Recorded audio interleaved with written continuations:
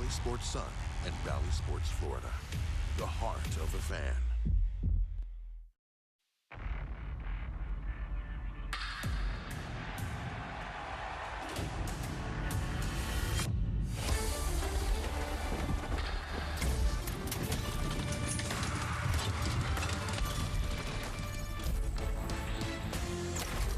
A beautiful day for baseball. A spring training affair between the Mets and the Marlins at Roger Dean Chevrolet Stadium here in Jupiter. One of the last days, actually, before the rosters thin out a little bit with the World Baseball Classic on the horizon. But we are glad to be with you here on Valley Sports Florida. On the field, Paul Severino and Tommy Hutton. Good to be back with you, pal. Hey, it's good to be back. I love spring training. The weather's nice. We've had a lot of opportunities for guys to get in shape. Absolutely. Not everybody, though. But nevertheless, just talking about myself. That's all good. New faces and new places. Kind of the theme for the Marlins this offseason. Let's start at the top because this is the perhaps most important new face, and that's the new manager, first-year skipper, Skip Schumacher. Played in the big leagues for over a decade. Played all over the diamond in his playing days, and of course some World Series experience too, so he takes over at the helm. You know, you go to the hitting aspect. How about Luis Arraez? Here's a guy who always hit all of his time in the minor leagues. He was a .330 career hitter. He won the American League batting title last year. So that's a good add as well. And Gene Segura should help this offense a little bit too. He's going to be over at third base, but a guy who can certainly hit for contact and get on base. That's what the Marlins absolutely need. You know, Johnny Cueto adds a veteran to the staff. At one point in his career, he had a stretch where he won 13 games every year for an 8-year stretch. Here's a guy who's a thinking man's pitcher. You love to watch him pitch.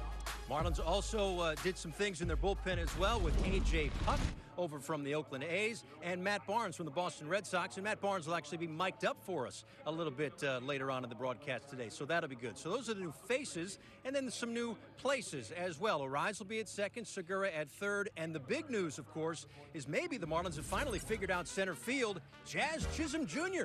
You know, one of the busiest coaches on the staff of Skip Schumacher has been John Jay, because he's worked tirelessly with Jazz in center field. We've seen him make some really nice plays out there. We saw him airmail a throw the other day, but that's all right. He said no more of that.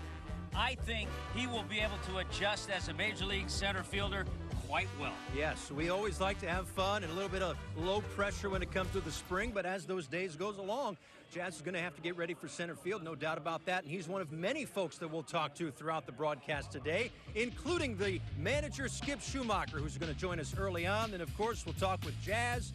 And Jesus Luzardo gets the start today. Once he comes out of the ball game, we'll talk with him. Matt Barnes, our correspondent, down in the bullpen later on. We'll hear from Luis Arraez and many others as they depart the ball game today.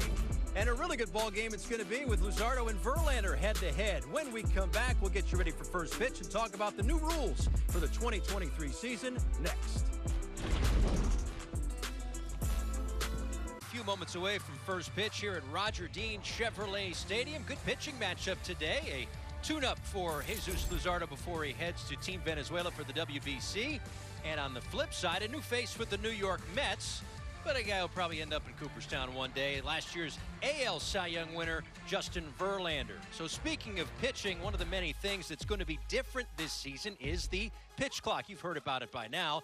30 seconds in between batters. If the bases are empty, it's 15 seconds. Runners on base, it's 20. The hitter has to be ready by 8, and the pitcher better start their motion by the time the zeros go on the clock. So the batter will get 1 timeout per plate appearance. The pitcher gets 2.5 disengagements. He could try a third time if they pick off the runner or he's out, then great. If it's not, then it's a balk. So a little bit to discuss there. But then there are the violations as well. If the batter's not ready, it's a strike. We've seen that. If the pitcher's not ready, then it's a ball or a balk, depending on the scenario. So that's the one thing, the pitch clock. But T-Hut, we also have some bigger bases this year as well. Yeah, I think this will play interesting. It gives everybody a little more room to operate, I think.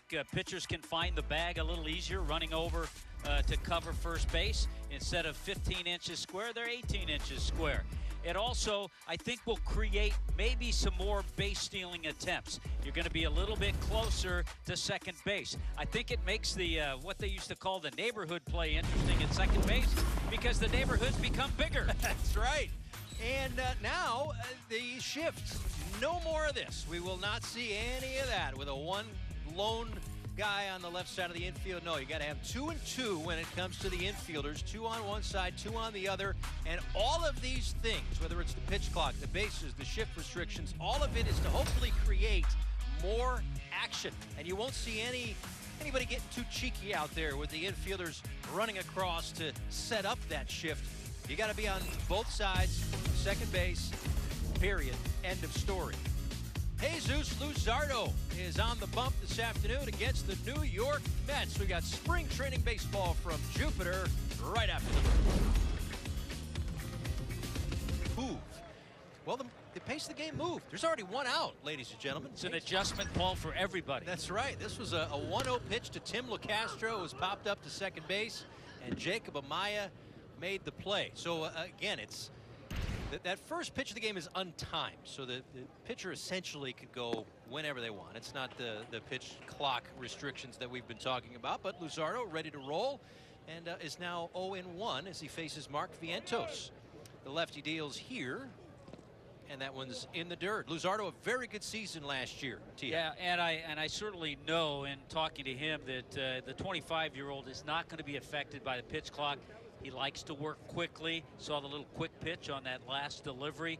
So it's going to have, I don't think, any effect on him at all. And we'll show that clock there bottom right just to keep you abreast of what's going on as we all get used to it. Pitch misses upstairs, 2 balls and a strike. So we've seen Tim LeCastro. He's popped out. Mark Vientos in the box right now. Francisco Lindor, Pete Alonso, we know them very well, all too well. 3-4, Almonte Peraza, Davis, and then Cedrola and Narvaez in the dirt. 3 balls and a strike to Vientos. So the thing about Luzardo, again, he will depart the Marlins in the coming days to head to Team Venezuela with the World Baseball Classic, but he's gearing up for what he hopes to be a very good encore season to last year. When healthy, he was just about as effective as anyone in the rotation. This is a base hit up the middle, and the Mets have a 1-out base runner. Yeah, in case you forgot a little bit about the repertoire of Jesus Luzardo, he had, as Paul mentioned, a really strong finish last year, and that was very encouraging for everybody. He's only 25 years old. The fastball's upper 90s. He'll use the slurve in between curveball and slider, and a good changeup. Missed a couple months with that left forearm strain, but when healthy was a strikeout machine. Facing Francisco Lindor here with a runner at first base, and that one up high. So now the clock shifts now with a runner on base. So now it's 20 seconds. The pitcher has 20 seconds to deliver the pitch, but still the batter has to be ready once we get down to 8. Lindor ready in plenty of time. You know, Paul, you talk about Luzardo, a strikeout machine, which he can do. But one of the things that Mel's encouraging him to do is get quick outs. Maybe not rely so much on that strikeout. A lot of that damage last year for Lindor actually came against the Marlins, as this one is skied off first in foul territory. Joe Rizzo going back. A long run for Amaya, but that will bounce foul, and it's 2-1. And we talked to Mel earlier this week. Strike one is important. He wants Luzardo to focus on getting 2 of the first 3 pitches of an at bat to be called strikes, and it's really just comes down to count management and working from ahead, getting hitters into swing mode.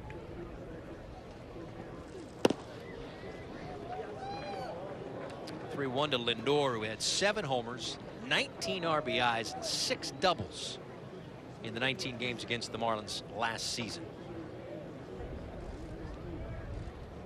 3-1, Vientos off of first base. That one line foul. Which is one thing different. We've talked about some of the new rules. Also the schedule. Mentioned 19 times against the Mets. The Marlins will face their division 13 times each.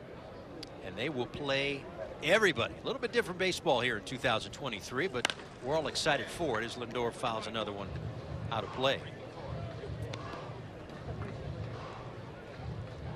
Let's go.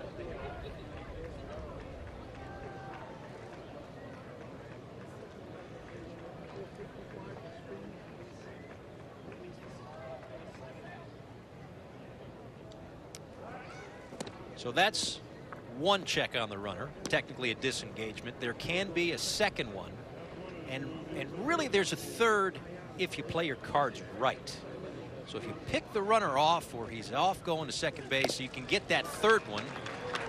Not needed here as he elevates and gets Lindor for out number 2. Yeah, elevates 98. You love to see that. That's that strikeout pitch that Jesus can just kind of keep in his back pocket when he needs it. There's a look at the defense today for the Marlins. Got Soler, De La Cruz, and Sanchez in the outfield. Around the infield, Segura, Wendell, Jacob Amaya, Joe Rizzo, and Jacob Stallings behind the plate.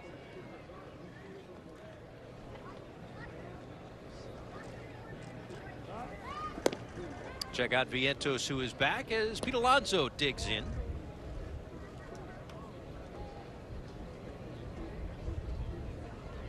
This guy did a lot of damage against everybody last year. Yeah. Last year and the year before and the year before.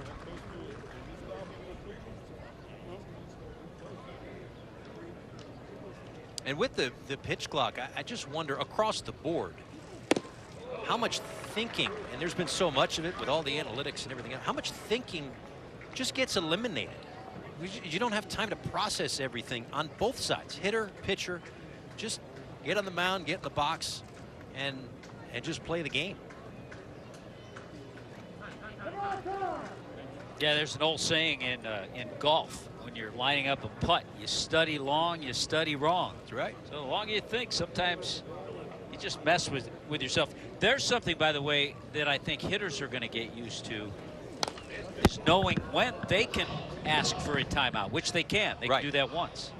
And some hitters have said, well, I'm going to take it at the beginning of the at-bat as I settle myself in and get ready. And other guys would do it as Alonso did here. I'm not sure if it's by design, but with 2 strikes. Nice job. As Luzardo gets the strikeout, strands the runner, and we'll enter the bottom of the first inning in Jupiter. Paul Severino, Tommy Hutton, and the rest of our Valley Sports crew with you here. Let's take a look at the Marlins batting order. It'll have a different look in 2023 with Luis Arraez at the top. He's the DH today. Jorge Soler, Brian De La Cruz, Gene Segura, another new face. Joey Wendell, Nick Fortes behind the plate. Jesus Sanchez out and right. Joe Rizzo at first. And Jacob Amaya is the second baseman. And they'll face Justin Verlander. He makes his spring debut, signed a 2-year $86.7 million deal this offseason. I like to call that Hutton money. And still possesses that good velocity at 40 years old. Yeah, he might not be a spring chicken, but the American League would tend to disagree, as he was a unanimous Cy Young winner last year. Arraez out toward left field, and this toward the line will drop in for a base hit. We hope to see plenty of that this year for last year's American League batting champ Luis Arraez. 1 on, nobody out. Look at some of the numbers on Justin Verlander last year. Look at the record, the ERA, the whip, walks and hits to innings pitched. Opponents hit just 186. 40's the new 30 for Verlander. 3 Cy Youngs. He still can average 95 miles an hour with that fastball. A Hall of Fame resume. Check on Arraez, who is back safely. You know, it's interesting, too, over in the Marlins, you'll see him, obviously, that first weekend of the season. But in his career, he's only had 3 starts against Miami. That's true. So popped up shallow right for out number 1 as Jose Peraza puts it away. Soler is retired.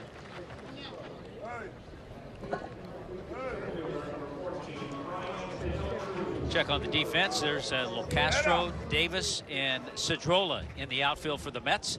Lindor and Peraza up the middle. Alonso over first. Vientos, the third baseman, and Chavez behind the plate. Or Narvaez. Chavez we may see later for the Marlins. That's true. A lot of switches as the afternoon goes on. Brian De La Cruz takes a breaking ball for a strike. De La Cruz, a guy who had a really good end to last season, and the hope is that he can use that as a springboard. As Arraez just back in time over there at first base. A springboard for De La Cruz to either get more playing time out of the gate or be a more than serviceable fourth outfielder, depending on how the roster shakes out. But seen in different spots that he could be a breakout candidate league-wide, not just for the Marlins. I think Brian De La Cruz is going to get a lot of playing time. I think this is very comfortable spring training for him, too.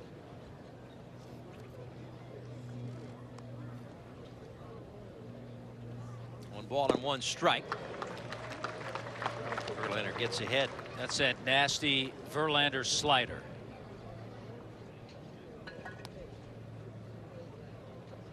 Rotation still good for the Mets, even though it's got a little bit of a different look as Verlander, in essence, takes over for Jacob deGrom. deGrom, of course, with the Texas Rangers, but Taijuan Walker gone.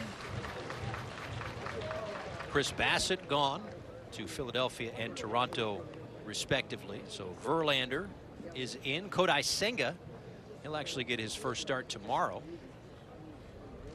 And Jose Quintana. De La Cruz held up. They may have a little David Peterson mixed in there, too. But the Mets absolutely reloaded this offseason in hopes of replicating what they did last year. That's because Steve Cohen reloaded his checkbook, too. De La Cruz is swinging a miss. And a strikeout for Verlander, 2 away. We talked about the nasty slider earlier in the count.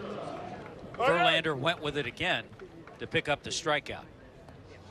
Yeah, Verlander and Scherzer each will make a little over $43 million per year.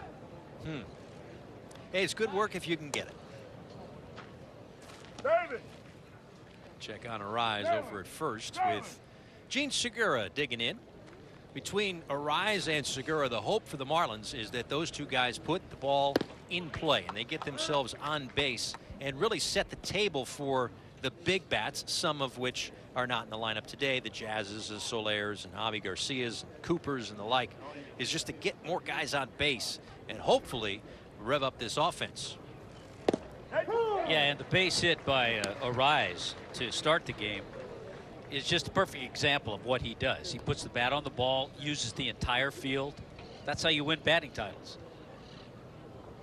We'll talk about that new dynamic with the new manager, Skip Schumacher, who's going to join us in the top of the second inning from down in the Marlins dugout.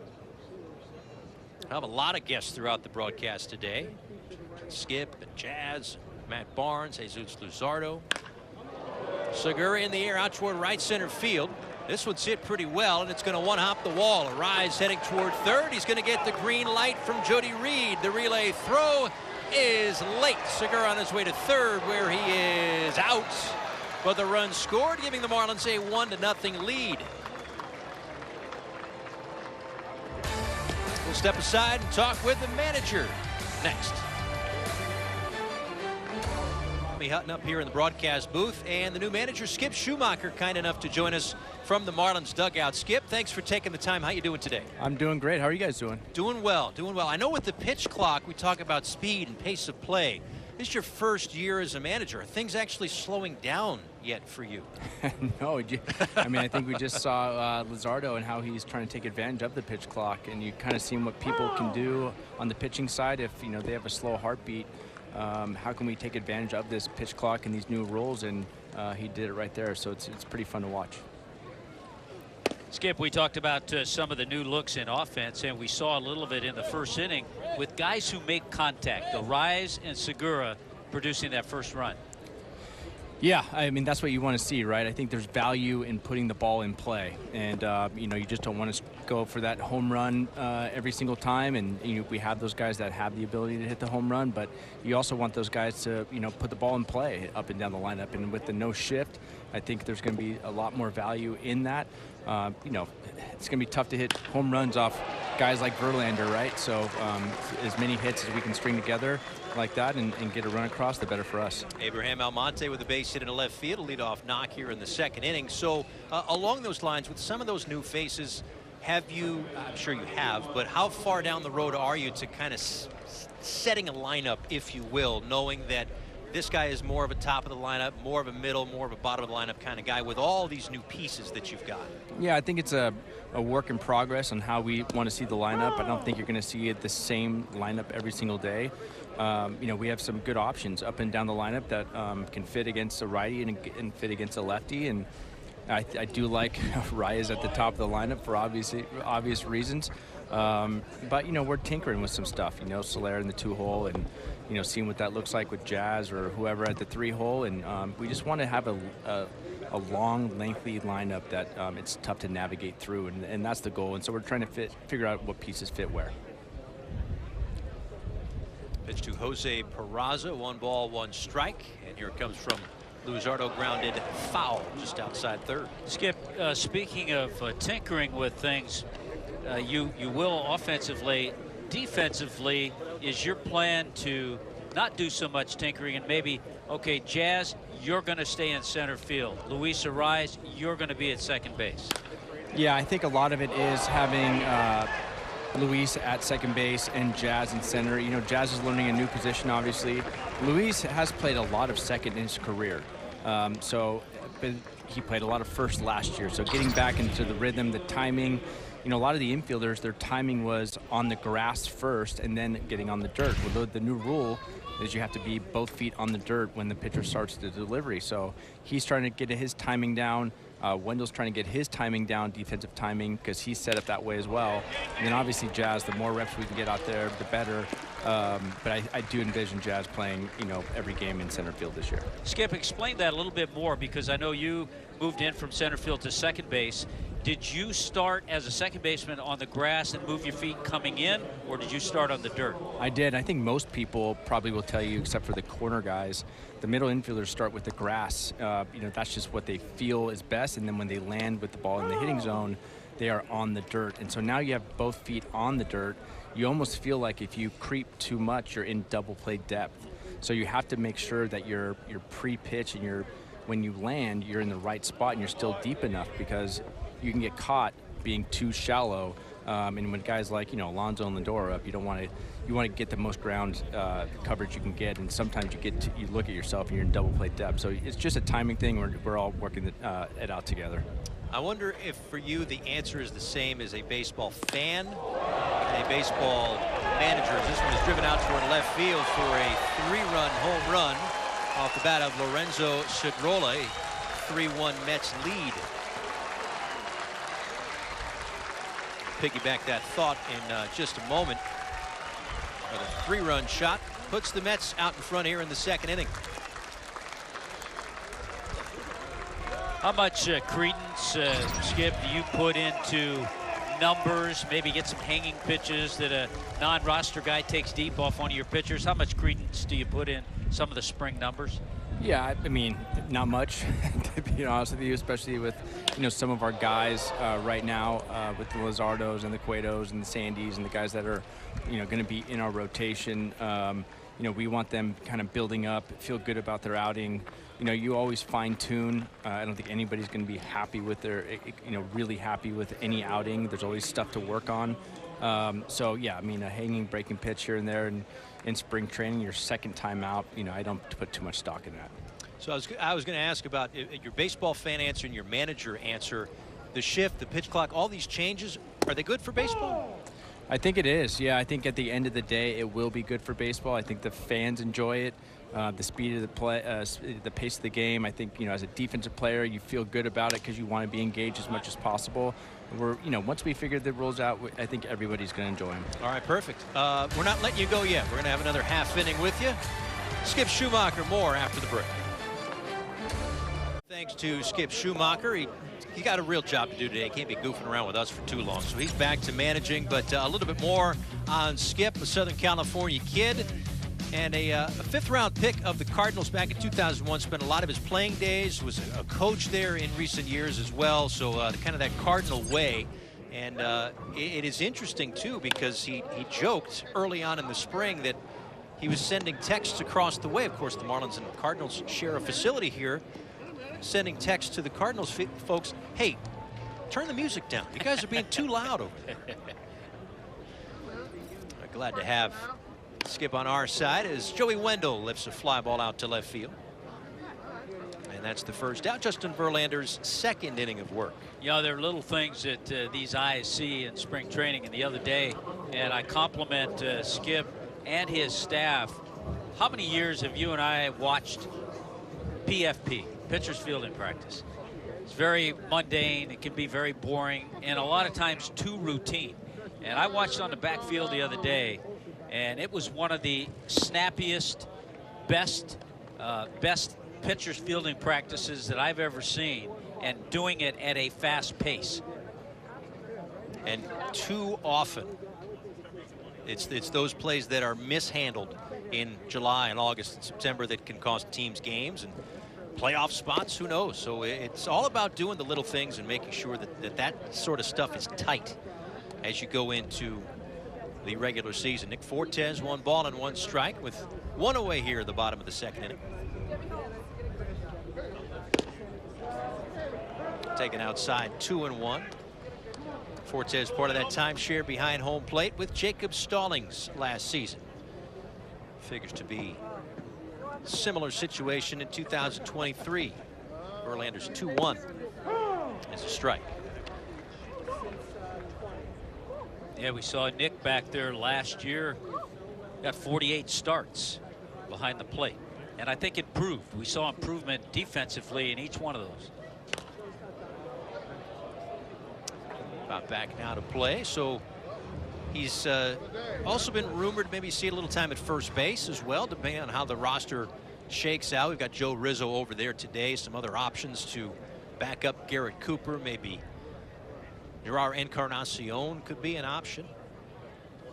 Jordan Groshans could be another as Fortes pops this one up. Pete Alonso, the Mets first baseman, makes the catch for out number 2.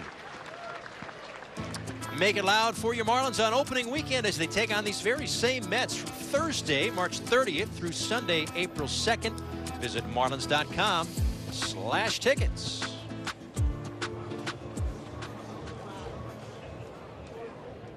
Be a fun series. Good to have baseball back, regular season baseball back, and some heavyweights going. Could be Scherzer and Sandy on opening day. Could be Verlander and Sandy on opening day. Yeah, it seems like, I was reading the other day, it seems like that the Mets might be leaning towards Scherzer. Had it been Verlander, and if it is Verlander, you're getting each league Cy Young winner going against each other. But I think it's going to be Scherzer. That would be my guess. And he hasn't won a Cy Young in a couple of years. So, you know. 0-2 pitch to Jesus Sanchez. He strikes out to end a 1-2-3 second inning. 3-1 Mets. As we head to the top of the third inning, Paul Severino and Tommy Hutton in the broadcast booth, and very happy to be joined by, I don't know how you want to be referred to, Marlins center fielder, cover athlete of MLB The Show. I mean, you pick. Either way, ladies and gentlemen, it's Jazz Chisholm Jr. How are you, pal? I'm good, man. You could get to choose whichever one you want to say, you know what I mean? I'm just here enjoying it. Good to have options. Hey, how are the new outfield gloves? I saw you just got the new outfield gloves in. Oh, yeah, the new ice cream outfield glove is sick. How is that working out? I know it's early. We still have, what, 3-4 weeks left of spring training. So there's still a lot to learn and all of that kind of stuff. But so far, how has it all been going out there? I mean, it's been going great. It's been going great right so far. I'm enjoying it, learning from these guys, learning from my own teammates and everything. It's been sick, man. And how important is the guy who I believe is standing directly to your right, John Jay? He's kind of the guy who's helping you out and he's great. Learning the ropes, right? He's great, man. I love him. He's like a big brother to me. He's been a big brother to me before he was over here. We've been talking from I was 18 years old, so it's just sick that I got a chance. At first, when he got the job, I was just sick to be with him and learn base running, but now I'm learning outfield from him as well, so it's sick.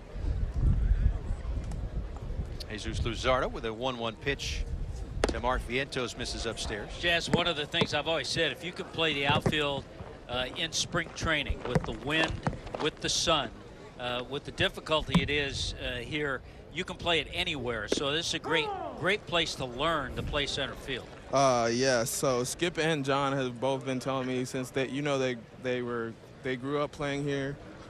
They came through the system playing here. In the big leagues, they played here, and they've told me if you can play center field here during spring training, you can play center field anywhere. So I've been taking that into account, trying to learn it, trying to do my best every day, and playing the game as hard as I can. I'm guessing there was a little disappointment that you couldn't play for Great Britain in the WBC.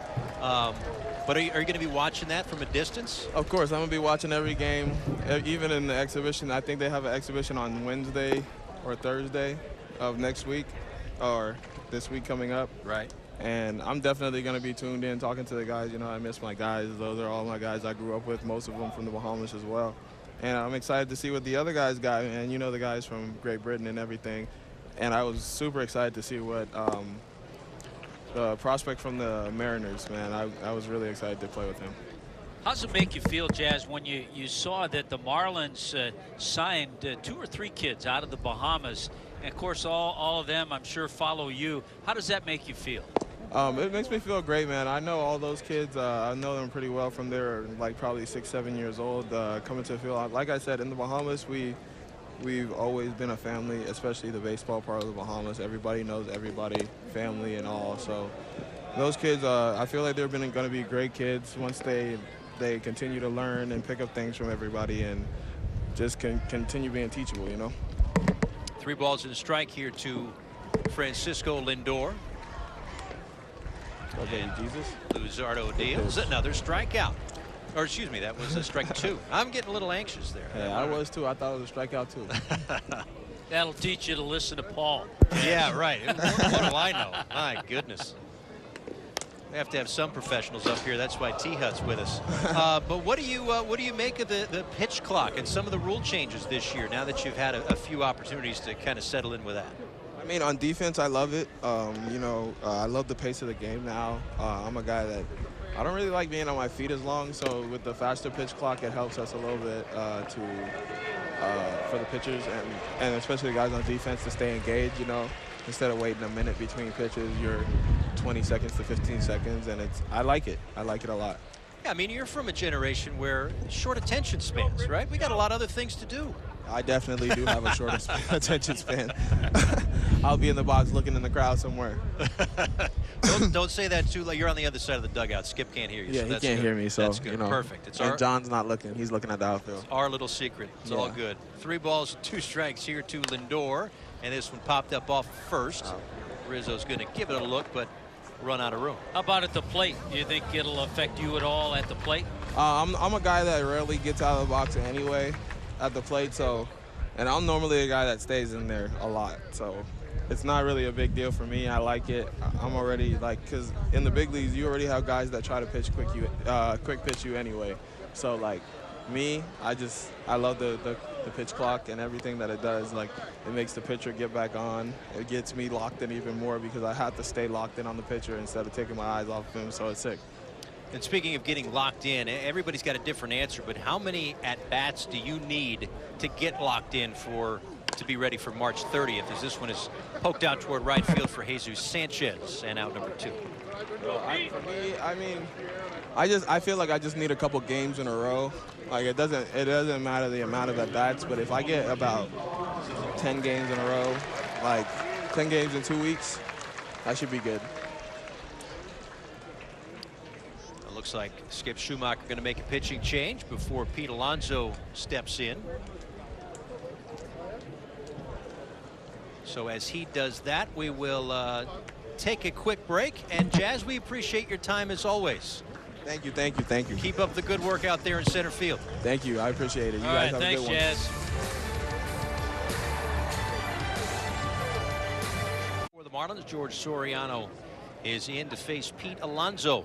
So 47 pitches for Jesus Luzardo in 2 2/3. At this point, you're just trying to get to certain pitch count from start to start. The 23-year-old Soriano has been in the Marlins system for quite some time, all the way back to 2016 when he was 17 years old. Dealing to Alonso here, and a miss outside for ball 1. Well, he put up some good numbers in AAA last year at an ERA at 2.49. It's interesting how spring training, this is going to be all for Luzardo because of the pitch count, but how you can maneuver pitchers every once in a while. And the Marlins did it yesterday with Johnny Cueto. He struggled in the first inning, and all of a sudden he came out of the game. Reliever came in, but then he showed up again after he had a talk with Mel and worked on a few things.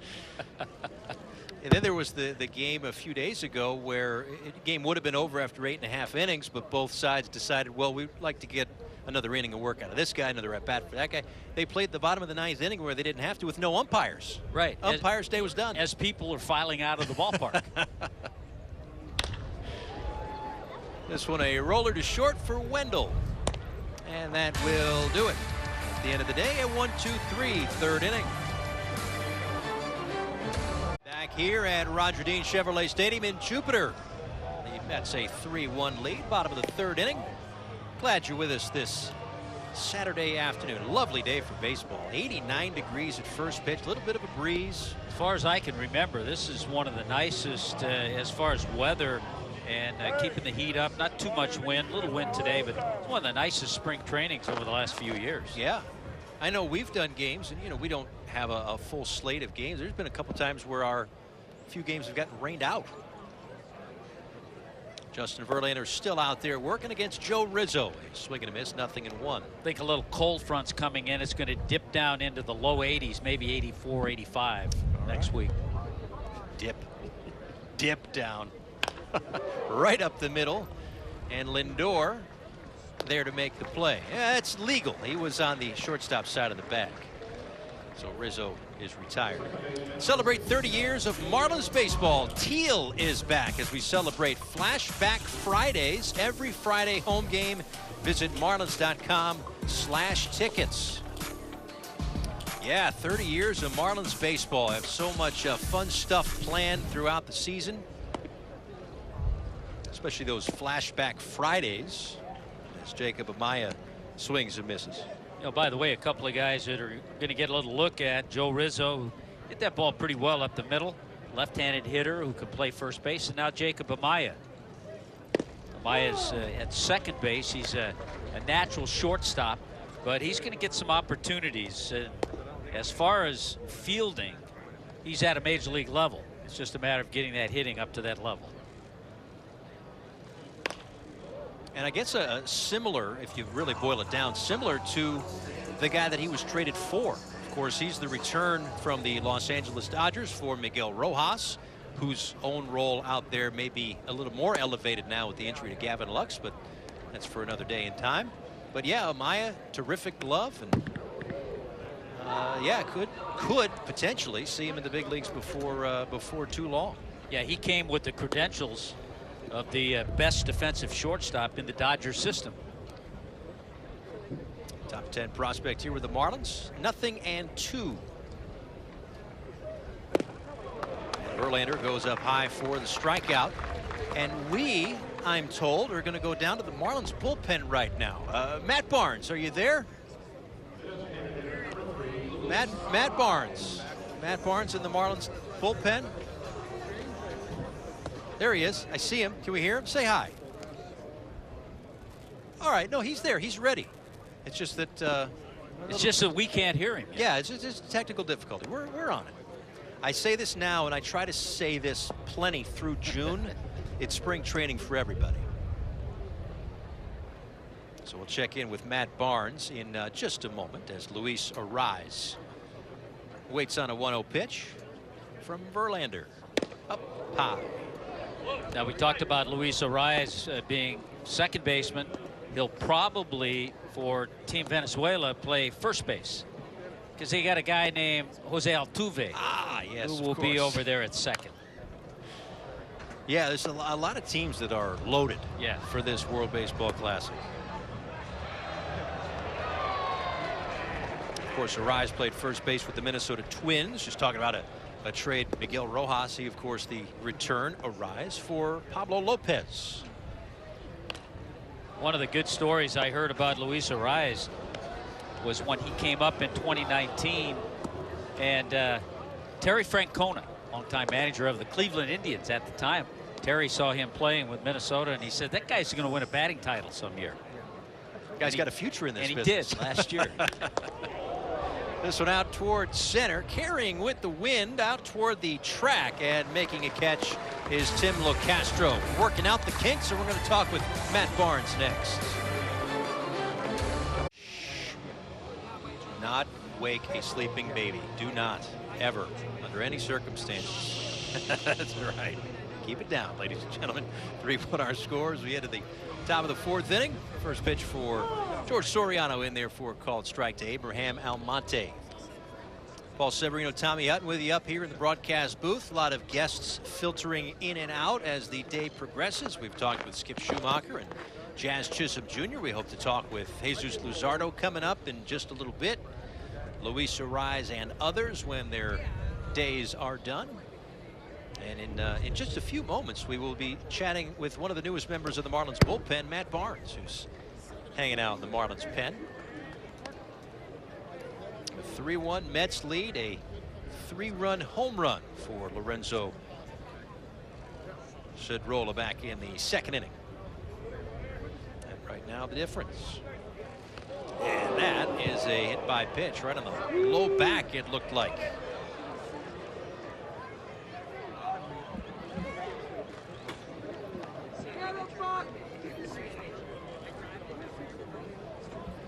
Even at 95 miles an hour. Ooh.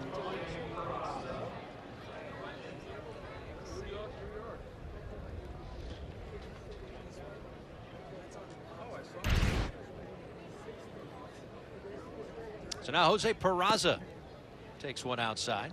It's always one of the things you don't like to see in spring training. And, you know, there have been around the league some injuries.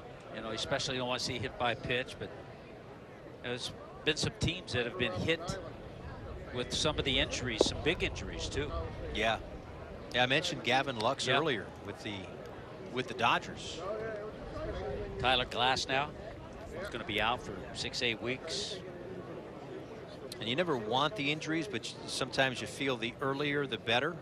Gives you a little bit of a buffer to not miss too much time, even though of course you do have to rev back up and all that business. But the earlier in the spring the better, and every team is going to deal with them. And I always tell you, Paul, to be careful when you're carrying around the kettlebells. Joe Musgrove broke a toe. Yes. Dropped a kettlebell on his toe working out. That's right. That's why I try to walk for a lot of my exercise. It's without the kettlebells. Low impact, yeah. Go at my own pace.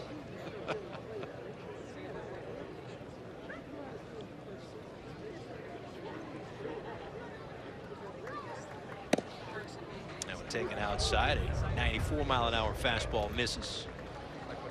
And there will be 2 aboard and a visit for Mel Stottlemyre Jr. Well, one of the hardest things when you're an inexperienced pitcher, you're getting a chance to pitch in a big league game in spring training. But when one of your issues has been control, boy, it just compounds. But the perfect guy to talk to is Mel Stottlemyre Jr. And I know the organization is glad to have him back. And a lot of the pitchers who certainly worked under Mel last year, they're certainly glad to have him back. Well, let's ask one guy who I'm sure has talked to him quite a bit, and that's Matt Barnes. All good now, Matt? Can you hear us? Yeah. Perfect, good. Perfect. All right, good. How you guys doing? We're very good. Thanks for joining us. Thanks for taking the time. How you doing? Doing great. How was yesterday? I know you got out there for an inning. Yeah, felt really good about it. You know, at this point in the spring, we're first and foremost trying to get in and out healthy, right? But it's about just kind of the natural progression, feeling better from one outing to the next, making adjustments and making improvements. So, you know, I've had 3 live BP, 2 games. So from the live BP to my first game, I thought there was, you know, I felt much better about that in the first game, and then even from yesterday to my first game, you know, I thought the ball was coming out better, commanded it, was through the zone, and really got ahead of guys well. So, you know, taking the mound again in a couple days here, so we'll just continue to move forward. So we talk a lot with hitters, hey, how many at-bats do you need? Right. For relievers, it's of course, it's different, right? Your general volume is going to be lower. You don't have to build up to 90 pitches like a starting pitcher would. So are there certain boxes that you need to check, certain pitches per outing or back-to-back days or things of that nature before you think you're ready? Yeah, so we'll definitely get, a back-to-back, typically get kind of an up and down. But for me, it's really about how I feel, and as long as I have arm strength and feel good with pitches commanding it through the zone, it kind of varies, really. Typically get 8 or 9 games, and that was a check over at second base that no one was home. It went out to center field, and Brian De La Cruz overran it. So 2 runs. Yeah, that turned into an E1 and an E8 and 2 runs, just like that. I'm sorry to cut you off, man. No, you're good. No, you're good. Yeah, there's just a natural progression with things, right? Through bullpens, you hit a point where you feel like you're ready to face batters. I typically only throw 1 live BP and then like to get into games and then, kind of take the first 3, 4, 5 games and really just try to feel through my stuff and make sure that I'm making progressions, and I don't really care about the results in those ones, honestly. And then you get to the last handful of them and you want to see results, obviously try to make that as game-like as possible. 2 balls and 2 strikes here, and that one misses upstairs 3-2. Hey, Matt, for our fans who haven't had a chance to see it, unless they watch some Red Sox games, yep. Tell us a little bit about what that volume of stuff is. Yeah, so got a 3-pitch mix, fastball, curveball, and changeup. Kind of been more of a fastball, curveball guy my whole career. Implement the changeup, kind of a little bit here and there. Just trying to come after guys, really. So nothing too crazy. And one more from me. How important is it for you? I know a lot of guys down the bullpen like to know their exact role, or is your 6th inning role, 7th inning? Is that important for you? I think for the overall flow of a bullpen, it probably helps to have some sort of defined roles towards the back end. But I've gone through my career pitching anywhere from the 6th to the 9th, so on a personal level, it doesn't really matter. You're going to have conversations with the staff and, with Mel and Skip and everybody else, right, and try to figure out kind of where you're going to be slotted in, and it's going to vary day to day. Sometimes it's based on the lineup and the score, where we're at, so, who's available. So there's a number of different things. So I'm going to stay ready and frankly, just whenever they call, pick it up and start going. Now everybody's different. Where do you stand on the pitch clock, on the shift, some of these rule changes? So the shift itself doesn't really bother me, honestly. The bigger bases, I think, as long as it does what it's supposed to do and kind of allows 2 guys to occupy it in a healthier way, that's fine with me. The pitch clock, after having, I was completely against the pitch clock, but at the same time, like the idea of a faster-paced game. I mean, in Boston, we weren't afraid to play 3.5-hour games. On Sunday night, right, the Yankees, Seattle the next day. You make it Sunday night, it's going to be a 4-hour game. You just chalk it up to that, right? Initially was really against the pitch clock, honestly. Having done it in a couple of games now, it's really not that bad. I think that there's some ways that it can be improved, honestly, whether that's what the time is, what it's,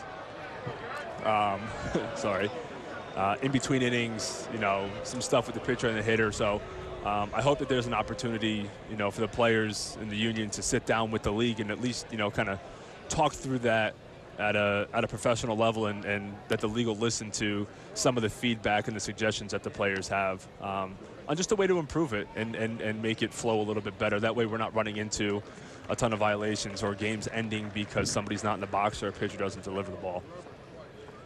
Yeah, it's an adjustment for everybody. Another check over there at first base, and the runner is back. So now this is one of those situations, right, where we've had the 2 disengagements, and that's another element of the pitch clock or the pitch rules, where now you've used your 2 disengagements, your 2 checks. Now things get a little bit more strategic, right, as a pitcher, right? Right. Yeah. Yep. Without a doubt. One of the things that I would like to see is, I know that get foul. It will. One of the things that I would like to see, honestly, I know that, with nobody on, pitchers can't disengage the rubber at all, otherwise it's a ball. I would love to see pitchers have 1, same thing as the hitters. I think, especially with a guy like myself, right, I'm with a new organization, trying to learn the catchers. We're trying to kind of get on the same page and figure out what we want to do, how we want to attack hitters. If I get to a situation where I want to shake once or twice, you know, I might not have time to do that and be forced to throw a pitch that maybe I don't want to because I'm running out of time, right? Probably not going to happen multiple times in an at-bat, but you get to a crucial point. So just the ability to maybe step off once for a pitcher in an at-bat with nobody on and reset it, I think would be nice. Runner goes again as this one is slashed out Stay toward up. left field. Stay up. Soler makes the catch out there. Matt, how about this? I think I know the answer. I think this is more of an umpire decision because you do see this often. You get a ball back after a foul ball from the umpire. Catcher throws you a ball. You don't like it. You can't take time rubbing it up. You throw it back. Are you allowed so many times to do that, or have they talked to you about that? I think that's completely umpire's discretion. Yeah. I think it's probably pretty obvious when a guy's trying to just buy himself some time. You know, if you throw out 3-4 balls in a row. But my guess is that 1 or 2 is probably going to be fine. Well, our pitch clock is up. We've got to take a break here. We appreciate the time, Matt. Thanks again. 5-1. We'll be right back. After the pitching change, it's Tim Locastro. A couple of runs in, runner at first base. And that first pitch misses from Justin Evans. A 26-year-old out of Valdosta, Georgia, a 19th round pick of the Marlins back in 2018. Already their third pitcher this afternoon, Jesus Luzardo. George Soriano as the runner goes. This one out toward left center, and it will get down for a base hit. Runner was moving, and the runner's going to get a green light around third. Wendell's throw is off the mark, and it's an RBI double for Tim Locastro.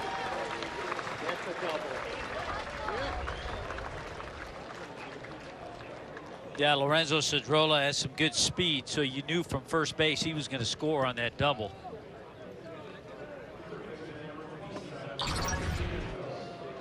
It was interesting, by the way, we didn't have a chance because we were having, which by the way was a terrific conversation with Matt Barnes. But with Cedrola at first base, remember after Soriano had thrown over a couple of times, I really noticed how huge he got his lead. And the first pitch he took off, there was a foul ball. He didn't go the next time, but he extended his lead by a foot or so. Yeah, and that's where the strategy of the 2.5, if you will, disengagements comes in.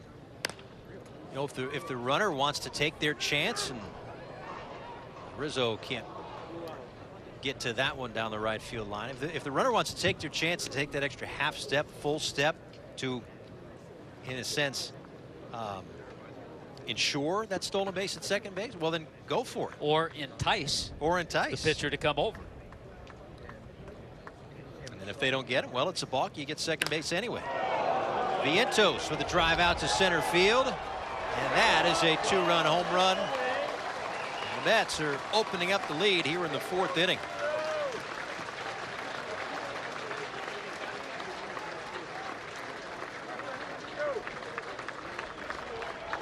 Saw Vientos a little bit last year. He's a top 10 prospect with the Mets, and plenty of power in there for Vientos.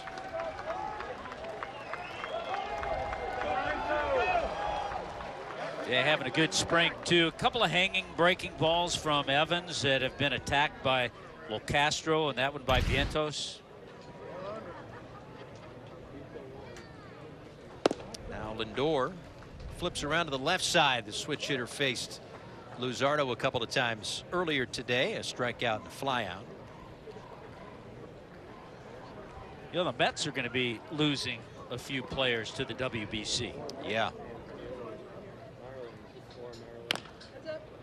Yeah, it's one thing that a lot of teams, what did I see? The number was 18. That seems like a lot, but it might be throughout the minor leagues too. For the Cardinals, I think it's another one of those teams that's missing out on a lot of guys. Yeah, the Mets are going to have 9 or more. And Jose Quintana, Lindor, Diaz, Omar Narvaez, Eliezer Hernandez. There's a familiar name. Eliezer's is going to go to the WBC. Eliezer Hernandez, a Marlin for the last few years, now with the Mets. Saw Jeff Brigham down on the field before the game today, so a former Marlin. Jeff Brigham with the Mets. made the trip down from Port St. Lucie this morning. That's about a 40-minute bus ride. Yeah, not so bad. Maybe a little quicker in your Tesla. But if you get some open road, it can be. You can shave a minute or two off. Out to right center. Out of the reach of Sanchez. He'll play it off the wall. And Lindor cruises into second base with a 2-out double. So Justin Evans, who spent time in high A and double A last year, mostly in high A, is getting lit up a little bit. A lot of pitches up in the zone, and he's facing some hitters who are having some good swings. Now he's got to face Pete Alonso after that double off the bat of Francisco Lindor.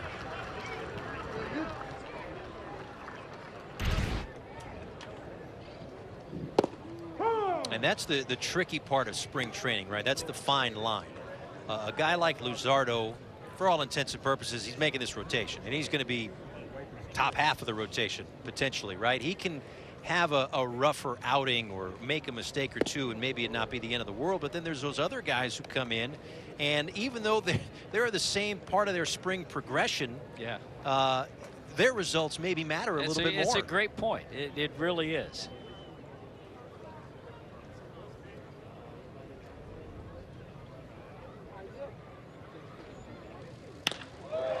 To third and past Segura into left field, a base hit. Lindor rounds third and he'll score. Mets are up 9-1, sixth run of this inning. Well, they don't call it the hot corner for nothing. And that ball was smoked by Pete Alonso. That's a do or die play if you're a third baseman. You try to get down, ball just skipped by Segura in a hurry. You and I talked to Gene Segura a little bit. Had a nice conversation with him about his adjusting to third base from mostly second base and shortstop as a major leaguer.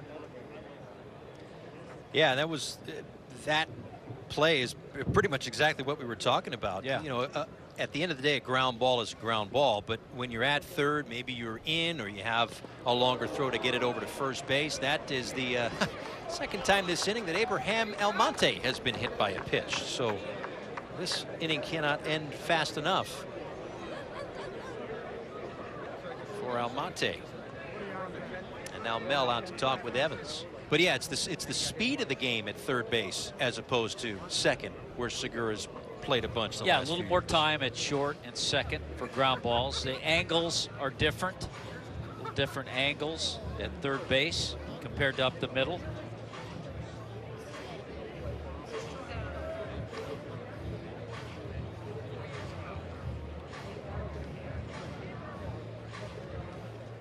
Uh, 14 pitches so far for Evans. It's been a double, a homer, a double, a single, and a hit by pitch. So it's Jose Peraza with runners on first and second and 2 outs.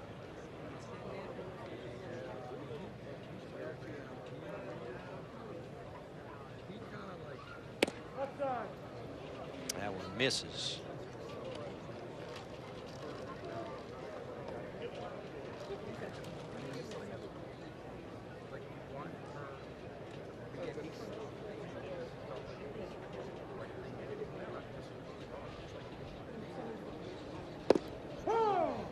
In there for a strike. And for the most part, the Marlins and Mets, they'll see each other a bunch. We've seen it even more last few springs with that kind of a pod schedule, if you will. A lot of Mets, of course, the Cardinals, they share a complex. The Astros and the Nationals are right down the road in West Palm Beach, but the Marlins will actually travel across the state, take on the Red Sox. They'll play a spring training game at the Trop against the Rays coming up this week.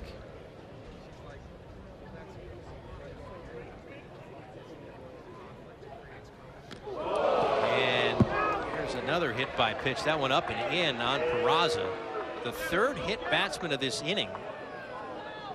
Unfortunately, I think Peraza, for the most part, got out of the way of it, but that was up and in. right now you have the nerves and the struggle of a young pitcher out there in a big league spring training game. Pitch just gets away, fastball looks like, and fortunately looks like Peraza's okay.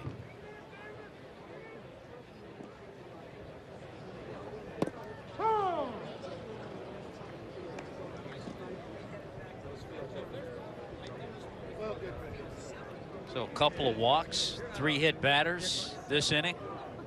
Just the kind of inning we were looking forward to, Paul. Check swing. Did he go? They ask at first. He did. So Jalen Davis down on the count 0-2.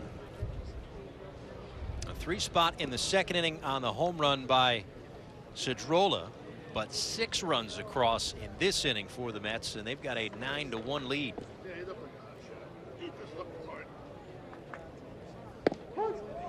A called strike 3, top of the zone. So Evans works out of it, but 6 home for the Mets as we go to the last of the 4th.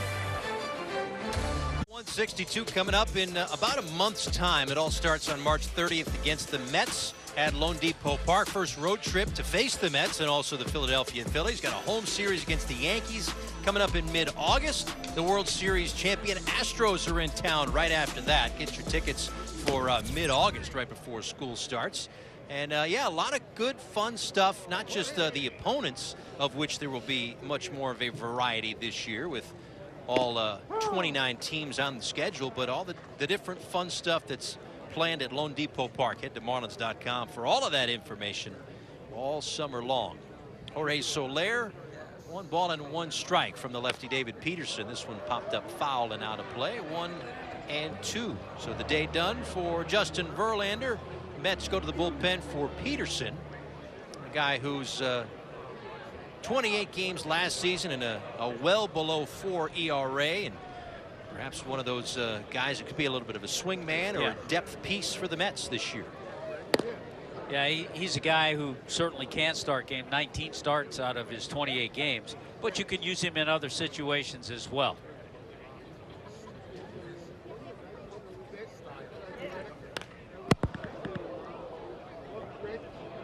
So Soler leads things off. Brian De La Cruz and Gene Segura to follow here in the 4th inning. And as we again lay the groundwork and paint the picture for the year ahead, the simple thing to say is the Marlins need Soler to be back to where he has been at times in his career, 1 healthy, 2 productive. Yeah, and I think certainly early on, it's so early to tell, but he has swung the bat well, has a home run this spring. So has Avisail Garcia as well. He has swung the bat better. And when you look at these 2 guys, first of all, Garcia is in great shape. Soler's back is healthy, and that's all you're asking for. Payoff pitch here from Peterson is ripped foul. That's nice defense down there by Rob Flippo. I think that was Flip making the play. Yeah, you got to have somebody down there for protection. Man. But sometimes you don't get the right guy.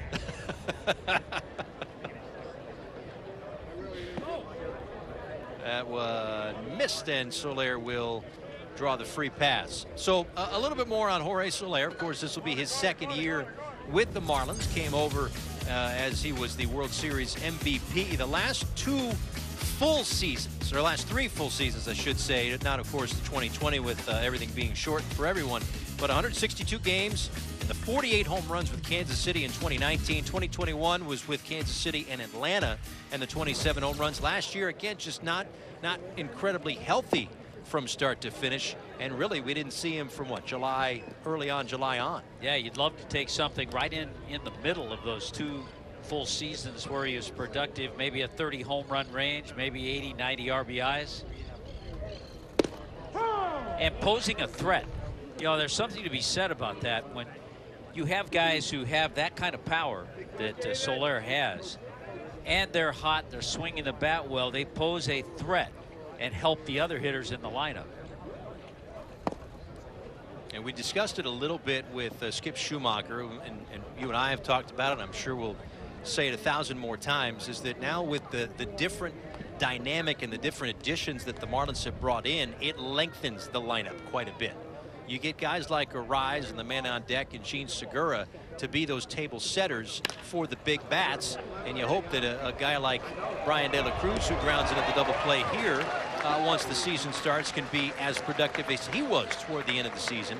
And maybe there aren't as many of those one-run losses as the Marlins suffered last year, because it weren't that far off. Well, a guy who's won a couple of Gold Gloves, Lindor, I'm sure middle infielders love the larger bag. It gives them a little something bigger to shoot for. So he made that a ballerina type play to complete the double play. The guy who's played up the middle in the past, Gene Segura, takes a strike. Segura, one of 5 Marlins that will depart in the coming days to play in the World Baseball Classic. Segura, Luis Arise, Cueto, Sandy, and Jesus Luzardo.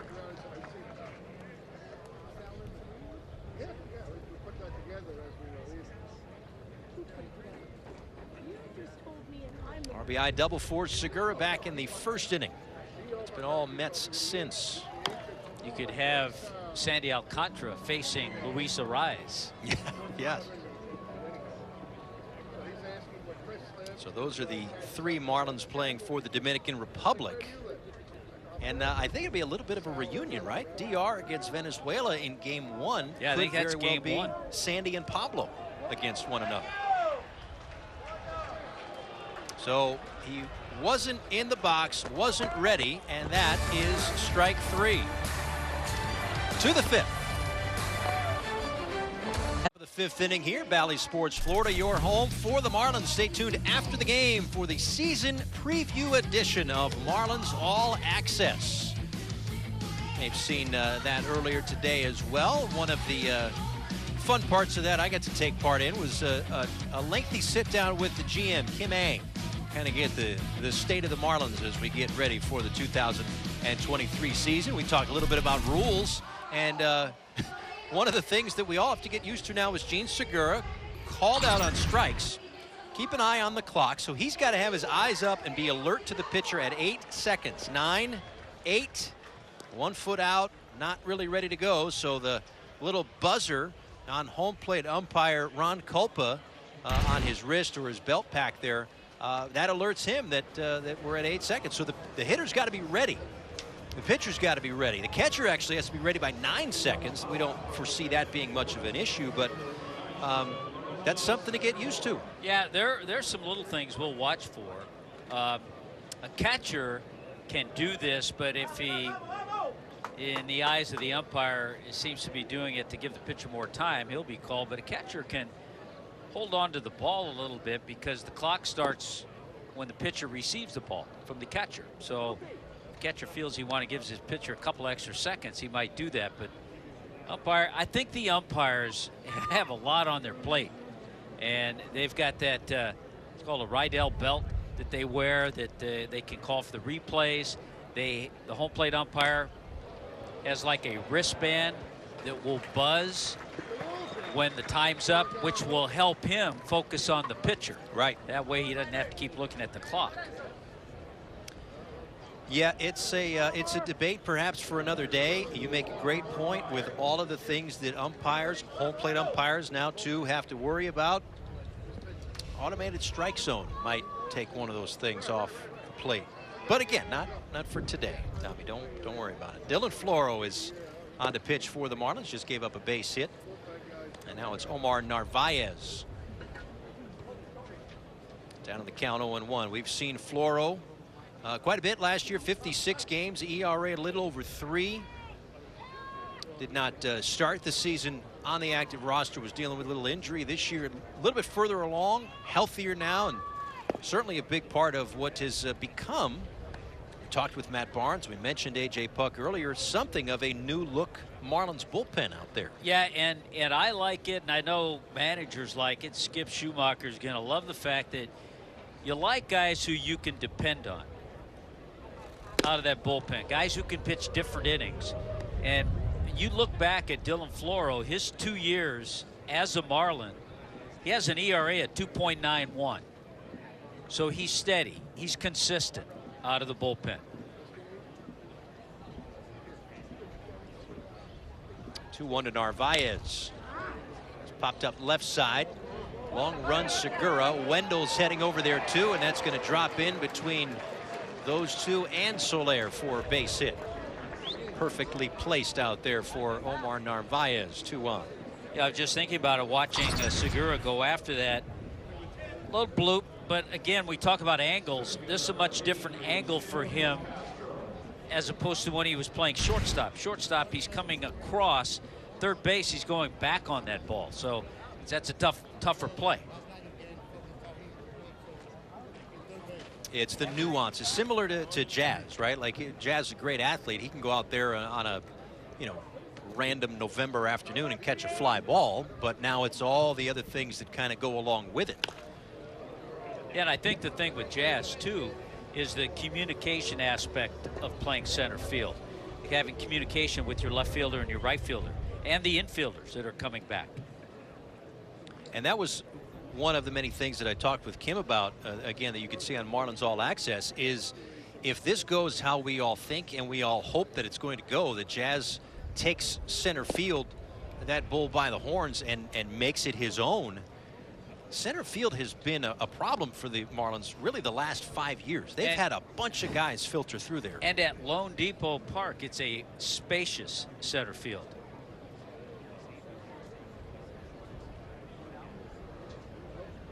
To the little Castro. Yeah, outside to your point, Paul, the Marlins have had 6 different guys start games in center field. They've had more than 6 play center, but you think of all the different guys that have been out there, you'd like to have some consistency. And again, if that works out the way we think and we hope that it will, well, Jazz puts up big numbers too. So that's not just Joe Schmo out there playing center field. That's big time production. Check swing. And Amaya will put that one away for the first out here in the 5th inning. Well, again, center field has been a revolving door. A lot of different guys have gone through there, and generally speaking, you put all of those numbers together, and offensively, the production hasn't quite been there. So not just the defensive aspect of it, but if you can get some production from that spot on the roster, well, now you're really in business. Yeah, we saw some struggles of young J.J. Bleday, who was traded to Oakland for A.J. Puck, a reliever that is going to light up the radar gun. Left-hander. A strike to Vientos, moving 427 back in the 4th inning. Saw A.J. Puck and Tanner Scott both in their bullpen sessions yesterday.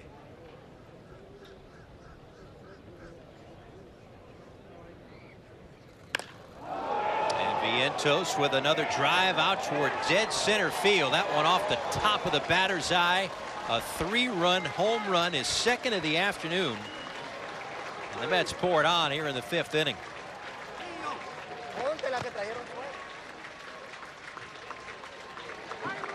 Well, you talk about a couple of bloops and a blast.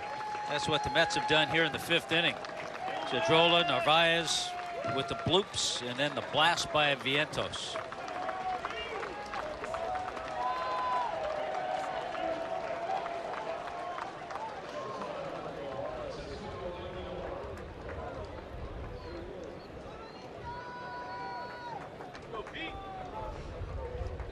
Now Francisco Lindor takes a called strike and back to the home run.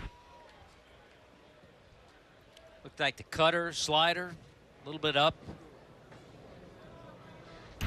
469 feet.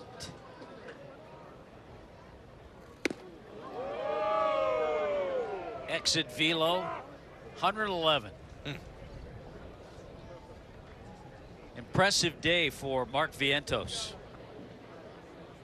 He was born in Connecticut, but a 2nd-round pick of the Mets in 2017 out of American Heritage in Plantation.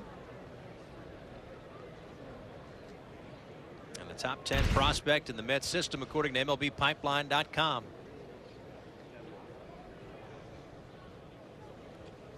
Ball and 2 strikes here to Lindor.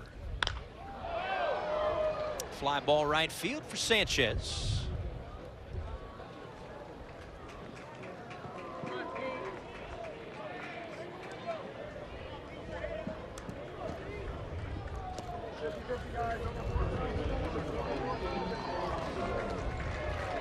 And now Pete Alonso. So it really depends, I suppose, on the day. And we got into that a little bit with Matt Barnes, and we've heard that from Skip Schumacher as well, as how is the back end of the bullpen going to work out, right? Dylan Floro is a guy who has nailed down his fair share of save opportunities. Tanner Scott did that last year, but Matt Barnes has been an all-star and has that World Series experience with the Boston Red Sox. A.J. Puck can certainly throw it. One guy we haven't mentioned yet, J.T. Chagua, is another addition to go along with the Stephen Okerts, Tommy Nance's. Huascar Brazaban might get a look again, as we saw him. Yeah, I think last year. yeah, the thing that Skip wants too is 3 lefties, so he'll be able to have that with Okert, Tanner Scott, and Puck. That gives you some versatility. Rizzo picks it off the dirt, and the inning is over. But the Mets get 3 more on the second home of the day from Mark Vientos. Forward to it. Hopefully going to be Sandy Alcantara on the bump. March 30th. Our coverage will begin at 3 o'clock. A full hour-long pregame show as we get you set for the first of 4 and the first of 162-game marathon. It's the Mets and the Marlins. A funky little thing with the schedule, too, is that, you know, the Marlins will play all their division opponents a lot, as they normally do. However, less than in years past, not 19, but rather 13 against the Mets and the Braves and the Nationals and the Phillies.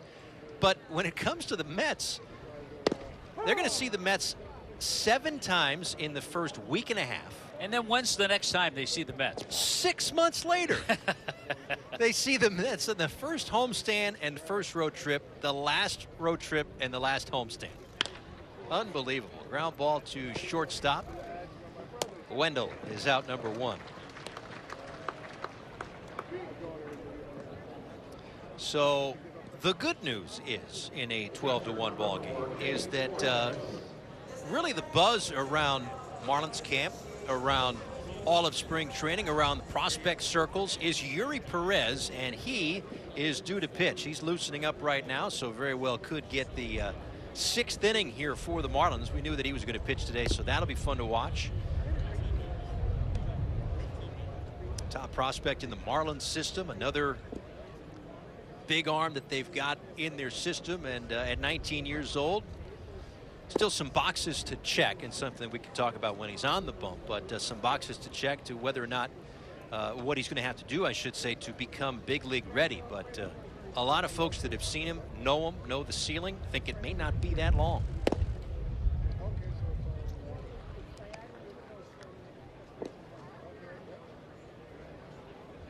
Fortes a pop to first, his first time up, ahead in the count. 3 balls, no strikes here. And takes a strike.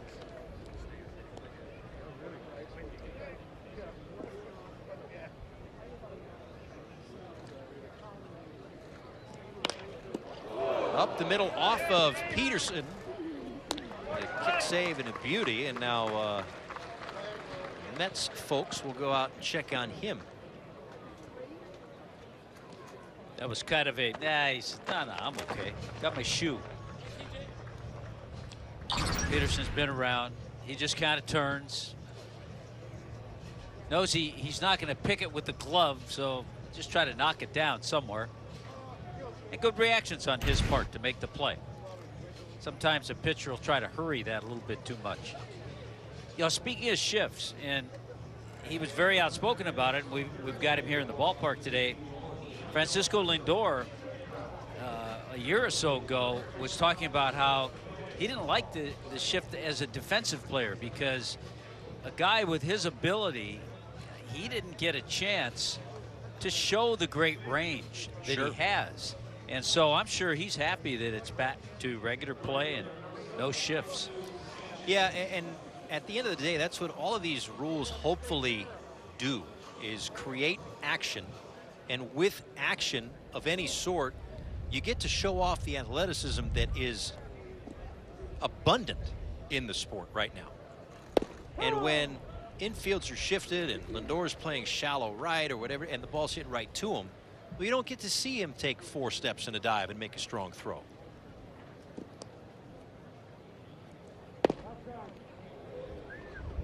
Outside to Sanchez, 1 ball and 1 strike. It's an area for Jesus Sanchez that he needs to work on. Don't know how much action he'll see against lefties, but he hit just 146 against left-handed pitching last year. So it's a good time for him, spring training, to work on facing the lefties. It was a guy that had a considerable amount of playing time last year before being sent down to the minor leagues. That's not an option for him this year. Hopefully it all goes well and you don't even need to explore that, but he is out of minor league options. So that's another part of that roster decision-making process that, you know, a guy that pretty much needs a good spring training and needs to be effective when called upon once the season starts. So those splits a moment ago for Sanchez. Well, we know the kind of power he has, Jesus Sanchez. I believe it was the 3rd longest home run of the season last year. Is that the one he hit in Denver? Yeah. Yeah. He draws the 2-out walk here. I think he hit it up by the mile-high line. It wasn't far off. Yeah. It was amazing. I mean, I think the amazing thing about that is people were saying, well, I was in Denver. It was at Coors Field. But there aren't any other balls hit up there. Yeah, no. 496 is still a poke. This one lifted out toward left field off the bat of Joe Rizzo. And that will end it. When we come back, the top prospect in the Marlins system, Yuri Perez, takes them out.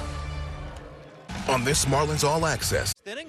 A lot of Marlins members in attendance here today, and you can experience special wins and unforgettable moments with exclusive savings and access with a Marlins membership. Visit marlins.com/memberships today. I want to say, I heard the number was about 200 or so Marlins members made the way up using Brightline today. Great way to go to the game. Absolutely. Especially if you're up here and you're going down to Lone Depot. Excellent stuff.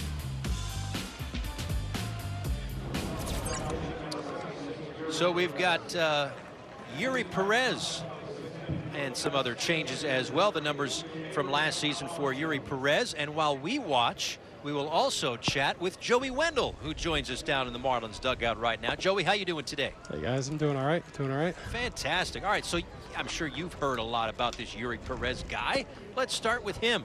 What have you heard? What do you like? And what, I don't know, is maybe intimidating of this tall drink of water? Yeah, the arm works for sure. We're doing PFPs and bump plays and stuff like that, covering from second. There's a whole lot of baseball coming at you. So, yeah, I mean, he and Sandy have pretty much been attached at the hip, which obviously is a good thing for a young guy like Yuri. You know, you kind of heard about him a little bit last year in spring, and then as the season went on, it seemed like, you know, every article of prospects in the organization, it was just, you know, Yuri. So pretty electric stuff. The fact that he's only 19, 20 years old, however old he is incredible. Yeah, 19. He turns 20 in April. Joey, you mentioned PFPs. I watched a little bit yesterday, and I talked about it earlier. It was a more intense looking PFP than I'd seen in a while, and that, to me, that was a good thing. Yeah, I mean, it's important. It's part of the game. It's part of the game that we have to be good at. You know, we certainly put an emphasis on that, and Skip does a good job kind of just setting the tone that we have to be good as a team at the little things. And you know, today we haven't seen that as much play out, but I think, you know, as the season rolls around and you know, we kind of get clicking on all cylinders, we're certainly going to see that come to fruition. By the way, Mel told us, Paul and I, the other day, one of the things he wants to see Yuri work on is improve that breaking ball, and a good breaking ball to get that strikeout. Yeah, well, I couldn't see it from over here, but and I also haven't faced him. But yeah, I think the fact that he's 19, he's got a little time to get polished and work on some stuff. It's route toward right center. Garrett Hampson out there in center field, but he gives way to Jesus Sanchez for the second out. So where are you at right now? It's still early in the spring, early enough that there's still time to kind of fine-tune some stuff. But how do you feel physically, especially coming off last year? You had a few of the injuries that were nagging throughout the year. Yeah, the body feels good. Hopefully I was able to kind of fix some of the issues that was causing those injuries. And, yeah, you know, like you said, kind of fine-tuning some things and, you know, working on some things offensively. I just kind of experimented with a modified toe tap today. So, you know, no better time to try than against the reigning Cy Young Award winner, I guess. But way to break it out.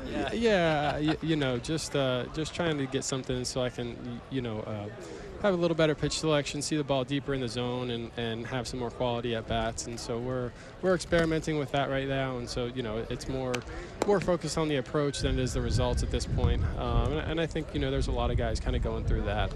Brent Brown's done a great job of coming in and you know, really being proactive with guys in the off season and then early on in the spring training. A lot of guys are working on things, and you know, at times when you're working on things, it takes a week or two, sometimes 15, 20, 30 at bats to kind of see it really come out.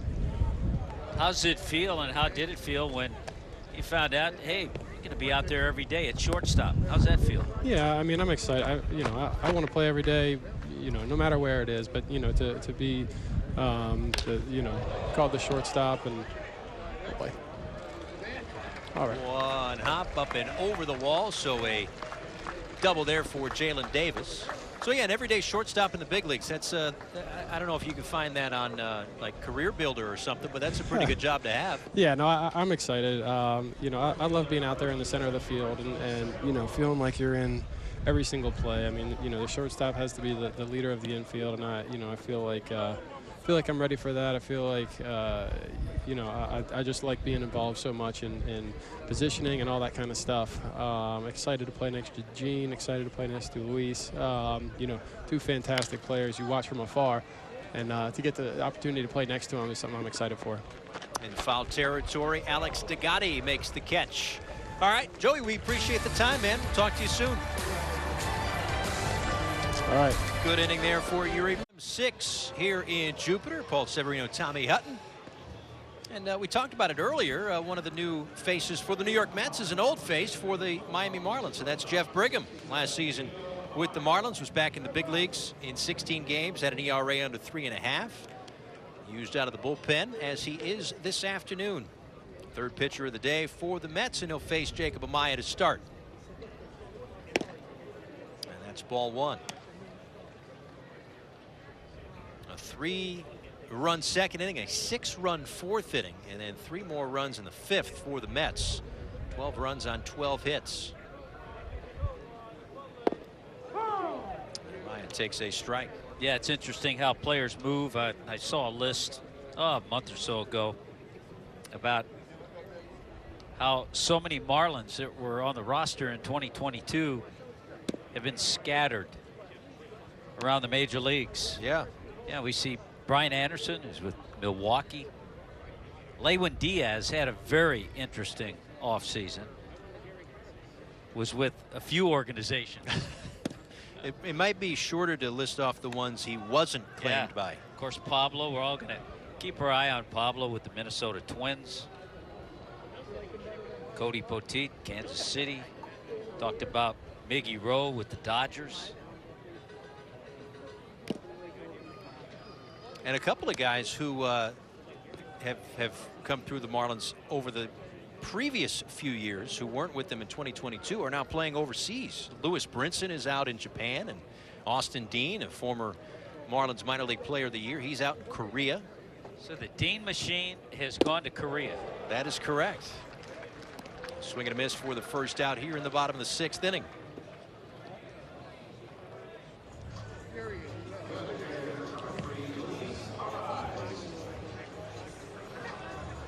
Will bring up Luis Ariz, who's the DH today. And it sounds like this will be his last at bat today. So once he departs this ball game. We'll have a chance to talk with him.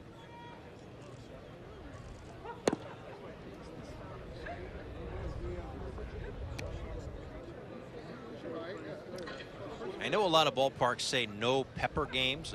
You can't play that old school game pepper, but I would venture to guess, Tommy, that if you still could play that game, that Luis Arraez would be really good at it. He would be good at it. Absolutely. It's a lost art, but not in the case of Luis Arraez. And it's just for those, it's really just bat on the ball, hand-eye coordination. And that's what he's been so good at. Just doesn't swing and miss, doesn't strike out. Flies out to center there for the second out here in the 6th inning.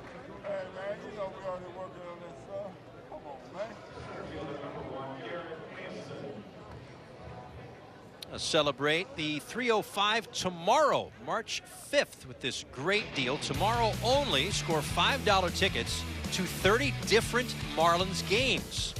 Learn more at marlins.com/305 offer. So that's tomorrow only, 30 games, $5. And if you ask John Birdie, he'd tell you that's a steal. That's good marketing. I like that.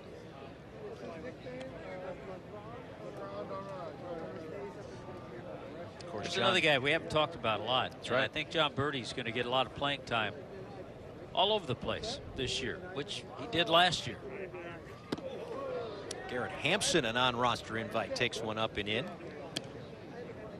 Hampson maybe cut from that same cloth as a John Birdie type, right? A guy who's played a little infield, some outfield with the Colorado Rockies last few years.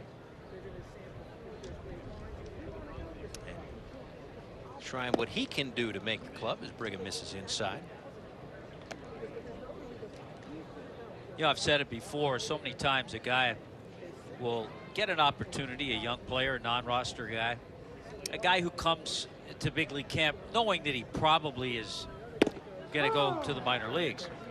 But it's amazing the impression you can make.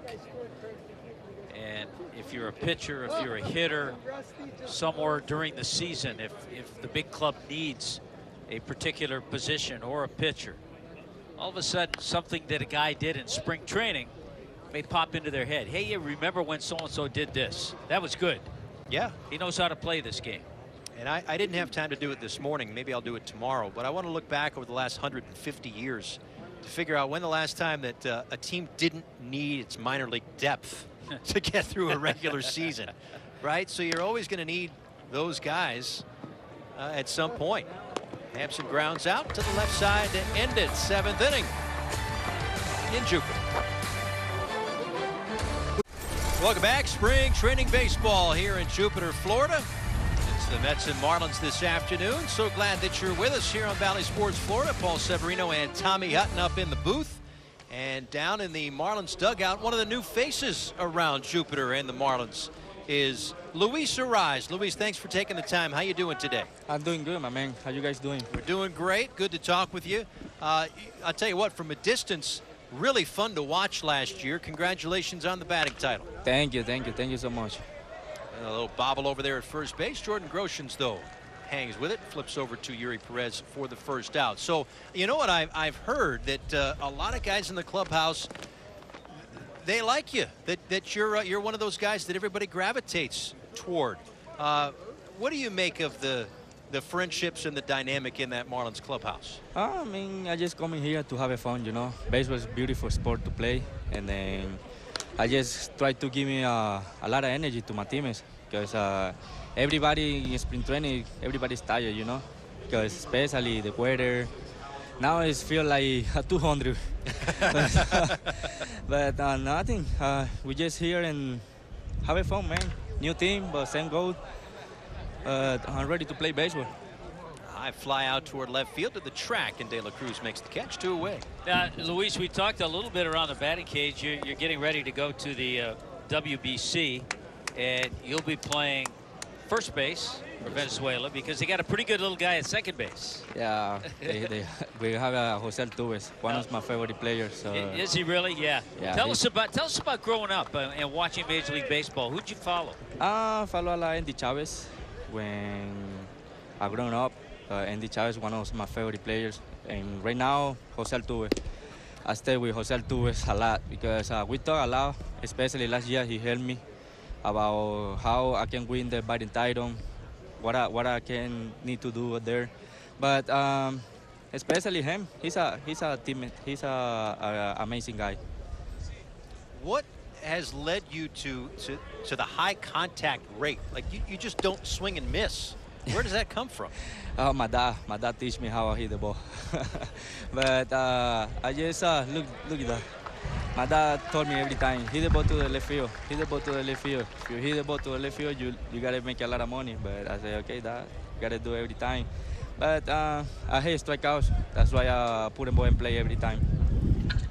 Well, that's one of the main reasons why the Marlins got you. Again, just looking at the club last year to this year, just cutting down in strikeouts. So is there a way for your mindset of hating strikeouts to get that to the other players on this roster and hopefully just more balls in play and more action for the Marlins? Yeah, especially we have a Jack, Segura, Soler, Abby.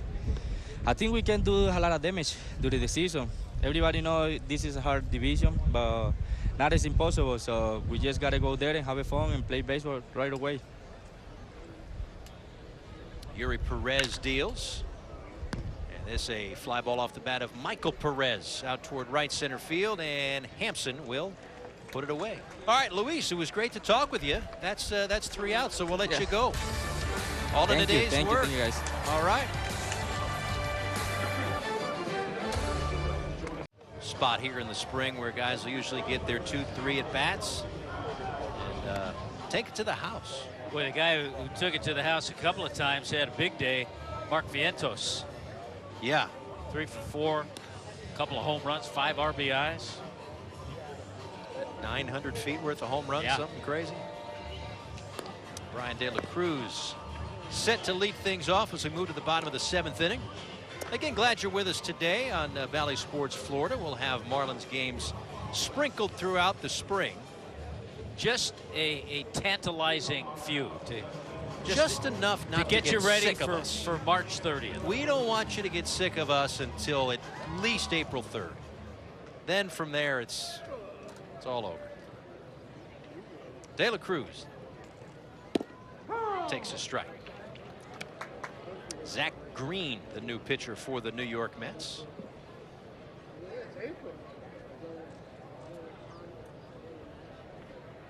De La Cruz a strikeout, grounded into a double play. Touched on it earlier, but De La Cruz is one of those guys who, you know, you figure there was always something there, right? Coming over from the Astros organization, they could develop hitters, and he showed flashes of it in the last year and a half, and then really turned it on toward the back end of last year, and really showed what he could hopefully bring to the table with an extended look, more playing time, what have you. He had himself a loud month of September. You know, I'm not one that gets into a lot of the new analytics, but some of them are really interesting, and I was reading one on De La Cruz, and obviously minimal at bats, not as many as some of the other hitters on the list, but he was #1 in the major leagues in sweet spot rate, hitting the ball right on that sweet spot. So when he sees a good pitch, he usually takes a good swing and hits it hard somewhere. Well, it's like you prepared for this. I can't even believe it. That's one hop off the wall for Brian De La Cruz. And I would say on the sweet spot. But yeah, you're right. I mean, that's what those advanced metrics will do. They can tell you when it's hard contact like this. There it is. High fastball, jumps on it, and his day is done after cruising into second base. Yeah, the metrics can tell you all sorts of different things. Sometimes your eyes will see as well, or your ears in that sense. But the exit velocity and the quality of the contact, right?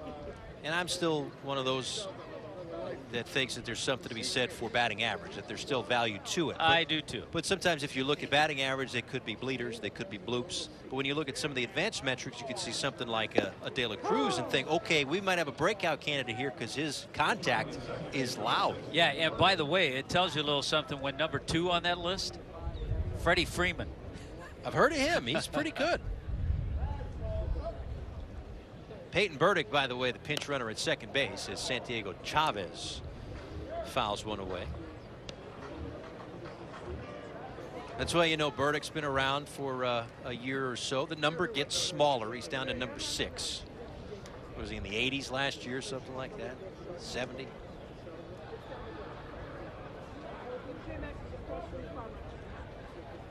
Yeah, I think my first couple of springs I had like 68. That's going to drop in fair. Chavez to second base. Burdick around third. He will score on the RBI double. Back-to-back doubles for De La Cruz and Santiago Chavez to start the 7th. Yeah, nice little job by Santiago. Just trying to make contact. Not a full swing. And was able to keep that ball fair. When he first hit it, I thought it might go foul. But as he cruised up the line, all of a sudden he saw that flag blowing kind of right to center field. So that kind of wind might have kept that ball fair. So good job by Chavez. Here's Alex DeGotti. Take us over for Joey Wendell. He's moved over to third base.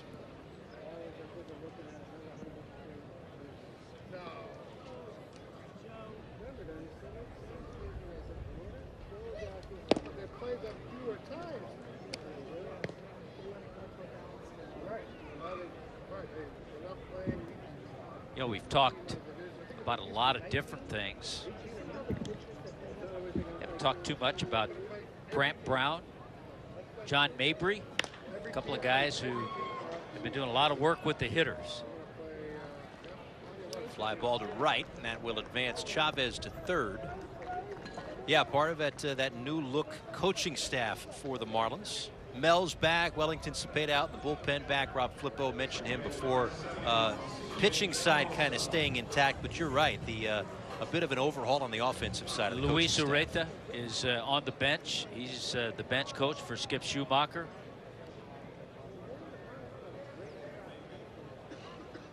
CJ Hinojosa at the plate right now with a runner at third.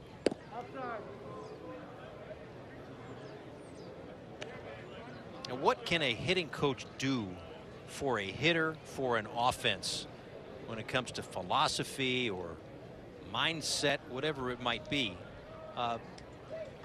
Because obviously coming up with more offense is one of the things the Marlins tried to do this offseason. Yeah, they're different things. There's so many things a hitting coach can draw from. You don't want to clutter the minds too much. And I think in talking to Brant Brown, that's one of the things. Yes, he has the analytics, and there are some things he wants to go after, but you don't want to clutter the hitter's mind when he goes up there and hit. And again, going back to the pitch clock, you have less time to think. So the less you have to think about when you go in to actually face a major league pitcher, I think the better off you're going to be.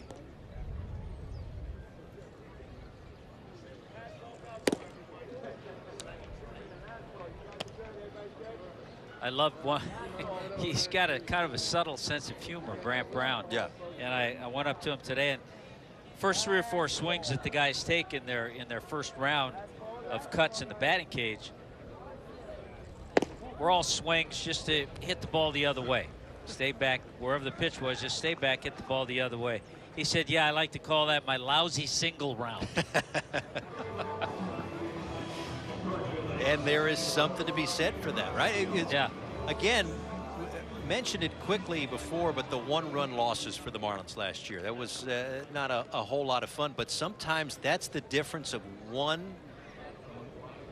lack of one even, situational hit. I thought I read the other day that the 41-run losses were the most by a team since 1975. Yeah. Most 1-run losses by a team since 1975. Our Encarnacion will hit here for Jesus Sanchez. This one off the end of the bat, tailing toward right center, but tracking it down and making the catch, although it will be a sac fly. So Encarnacion brings home a run. Marlins inch a little closer here in the 7th with their second run. And there are 2 away.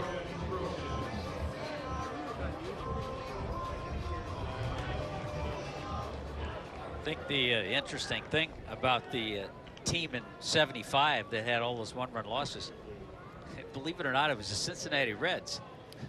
They were probably like 9 to 8 losses. Yeah, a little different, I would think. Jordan Groshans, who has taken over at first base, getting his first at-bat. Started the year last year with the Toronto Blue Jays before a midseason trade.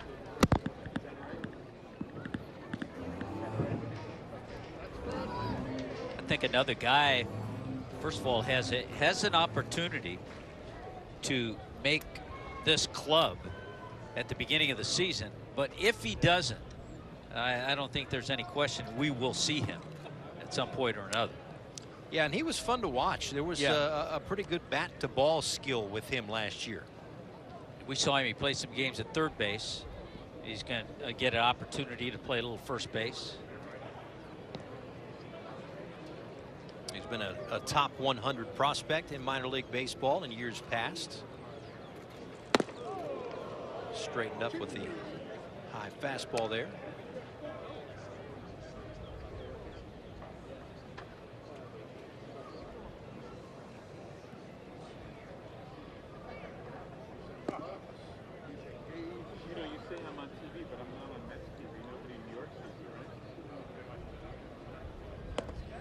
Balls and a strike, runner off of first, and that one misses away. So the Marlins have a couple of base runners with 2 outs here in the 7th. You know, I think as we watch a lot of the minor leaguers, guys who have been in the minor leagues, they're used to the pitch clock, because all of these things haven't just been thrown onto the major leagues this year. There have been over 8,000 games in the minor leagues where the no shifts, the pitch timer, the bigger bases have all been implemented. And if you think of it as you try to wrap your brain around, oh, a pitch clock, baseball doesn't have a clock. Think of a Sandy start last year. Many, all obviously without a pitch clock, but Sandy worked quick. There was just a different pace, and you almost get the sense that a lot of the games are going to have that similar pace where it's get the ball, you're on the mound, we're ready to go, and that's it. So it's not going to be completely upside down, even though spring training games are, what, a half an hour or so less than the regular season games were last year. And I think some of that could come back down to earth a little bit. Maybe it's instead of 230 on average, maybe it's about 240 just because of the mid-inning pitching changes that we'd see in the regular season. Yeah, and you're still going to have the game where a pitcher struggles, or you see 4, 5, 6 guys coming out of the bullpen. You're still going to have the occasional game like that. I'm guessing you saw it. There was a clip. I forget who posted it, or I'd give them credit, but there was a side-by-side of a spring training game with the Dodgers this year, side-by-side with a Dodgers postseason game from a few years ago. And in between pitches from a few years ago, an entire inning was completed. Oh, I saw that.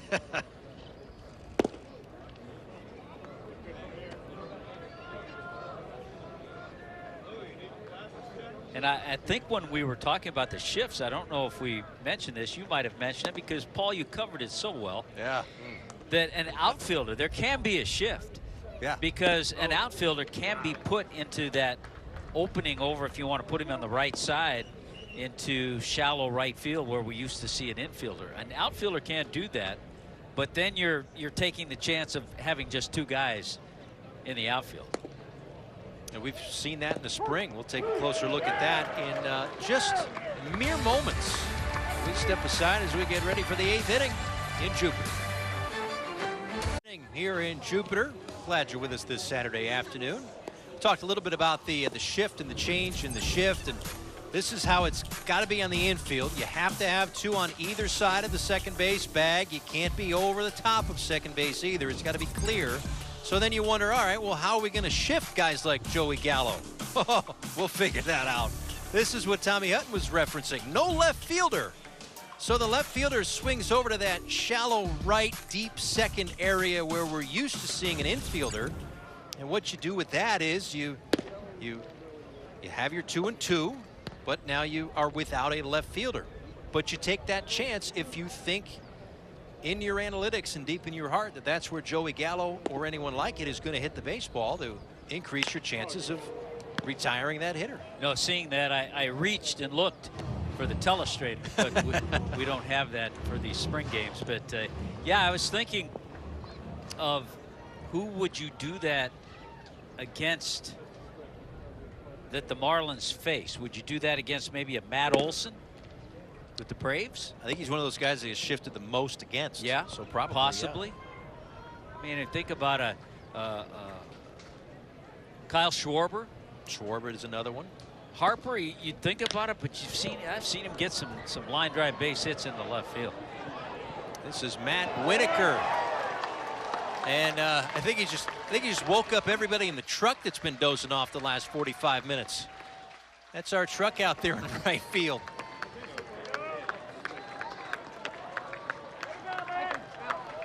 I wonder if our truck heard the dunk off the roof of the truck there.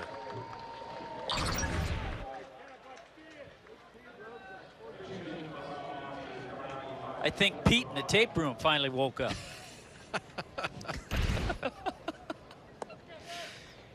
I threw him for a loop today. I came up behind him in the truck trying to say hello, and I said, "Excuse me, sir, your credential does not work here." He threw his hands up. He said, "I know." Oh, it's you. I like the fact that Yuri Perez is out there again. And, you know, when you and I had our conversation with Mel, we talked about how even though he's 6'8", and you would think he'd be tough to pick up, hitters pick up the ball off him. So that's one little thing he's going to have to work on. We talked about working on the breaking ball a little bit more. And I love how Mel uses the term, he's got a few more boxes to check. Yeah, yes. It's a great point, because I think with a talent and a ceiling as high as Perez, this one off of first base. Oh, dealing with the sun, making the catch. Jordan Groshans over there. You know, he's not the type of guy who's going to, you'd think, be a spot starter. Well, right, like he's one of those guys. He comes up, you want him to stick. Yeah, and that's why you want him to get innings. You don't want to bring him up and have him pitch every once in a while. The other impressive thing about Yuri Perez, for a 19-year-old, he throws strikes. He's not a guy that struggles with command. Yeah, that's one of the things that Mel preaches, not just with Yuri or Jesus Luzardo, but Sandy, up and down the rotation and in the bullpen too, is strike one. Throw strike one. I also love what he was talking about the other day, the importance of a 1-1 pitch. Obviously, strike one, yes, that you want to get to. But now you got the count 1-1. Such an important pitch, because if you miss, it goes to 2-1, which gives the advantage a little to the hitter. If you get that pitch, now it's 1-2, and as a pitcher, you're in the driver's seat. Bouncer to first. Chest tie hop for Groshans. He'll take it to the bag himself.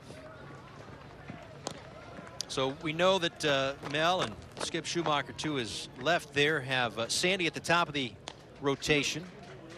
No particular order with Luzardo and Rogers and Cueto, Cabrera, and Braxton Garrett, but I think you could make a case that any of those guys should be in the rotation, and maybe they all will at some point. Is this one out toward right center? One hop up and over the wall for Carlos Cortez. So a ground rule double. But then at some point this season, and the Mets are tinkering with it too, is a 6-man rotation, depending on how the schedule shakes out. Yeah, you know, when that topic comes up, it's never not talked about. concerning the Marlins. So I always get the feeling that there is a possibility of that, and got the possibility of having 3 lefties in the rotation with Luzardo, Trevor Rogers, and Braxton Garrett. And then you got the lights out stuff, the impressive stuff of Edward Cabrera that people talk about. And from our chat with Mel the other day, did you get the impression that he was hinting at Trevor Rogers being back to similar to what he was a year and a half ago, and that he might be in that breakout? He looks good range this spring. He really looks good. Had a good outing, first time out.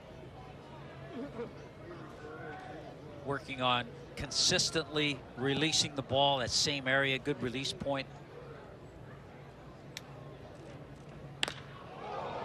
Luke Ritter, drive out to center. Hampson going back. He turns and looks, and the Mets with another long ball today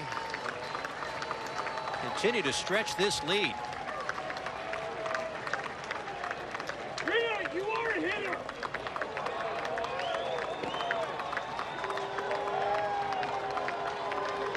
I think maybe the Mets should have brought Nimmo and O'Neill and some of those guys. Even though it appears they haven't needed them today. Luke Ritter dead center.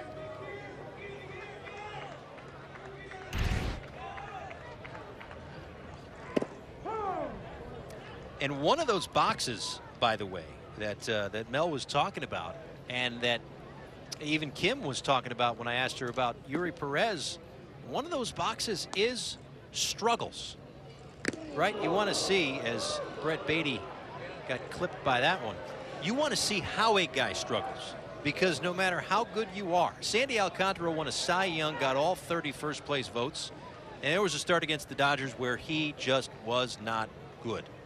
The next start he was great. How do you handle the struggles? And if it's in a start, in an inning, to navigate it maybe the way that Yuri Perez is trying to do now, or over the course of an entire bad start or 2 bad starts, how do you bounce back? That's one of the things that Mel and company are looking for Yuri and other youngsters. Yeah, and it's one of the things that's been impressive watching Yuri go about his job in spring training right next to Sandy Alcantara all the time. He's going to miss him when Sandy goes to the WBC. Well, we've got a balk, I think, on the pitch clock violation. On the pitch violation, yeah. So Beatty will take second base, and now Alex Ramirez has himself a 1-0 count. And he takes inside.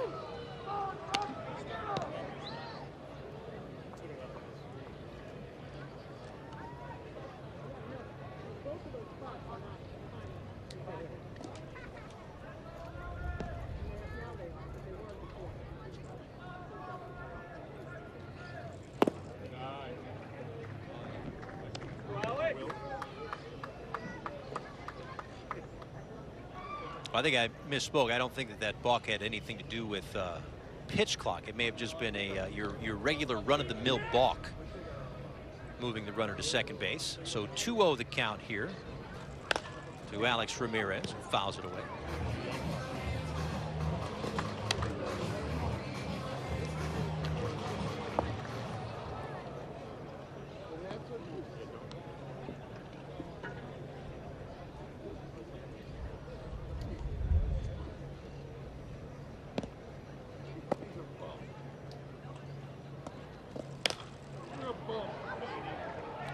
Foul, 2-2.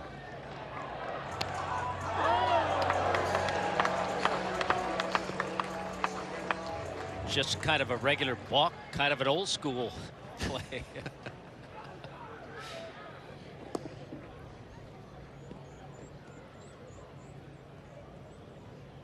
Ramirez a fly out to left field his last time up. Just gets a piece of it to stay alive. 5 home runs for the New York Mets in this one today.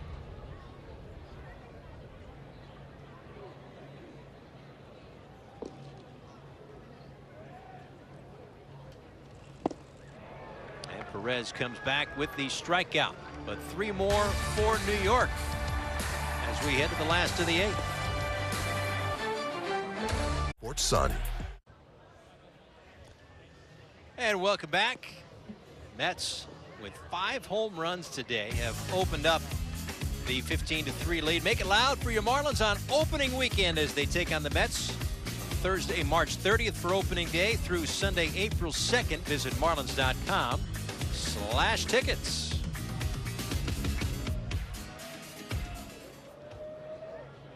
Lone Depot Park is going to get itself a workout in the next few weeks with the World Baseball Classic there for all 3 rounds, starting in earnest in the next week or so.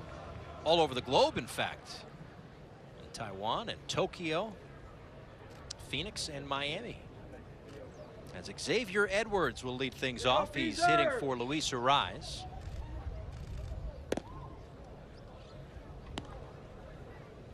South Florida kid in Xavier Edwards, high school in Coconut Creek, and an acquisition from the Tampa Bay Rays this past offseason. Yeah, switch hitter, guy has a little speed too. Another, we mentioned a few today, but another guy who can play second base, shortstop, third base.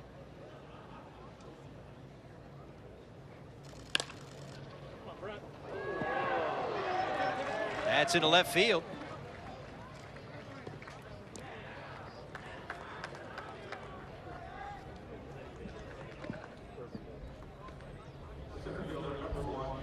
Pitcher for the Mets is T.J. McFarland. Game started by Justin Verlander.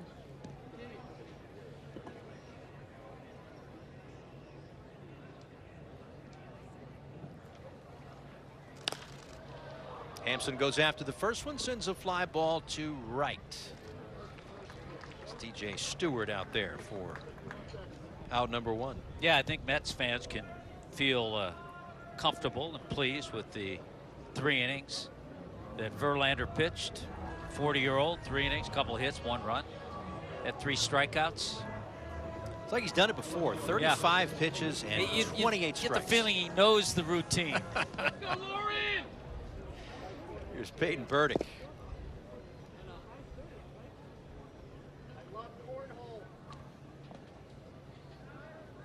I mean, not too many 40-year-old pitchers signed 2-year contracts for $86 million. And I believe there's an option in there too. DFA Darren Ruff.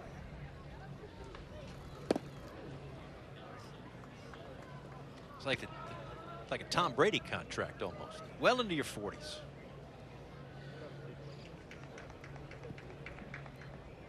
It's been a nice spring for Peyton Burdick, trying to win a job.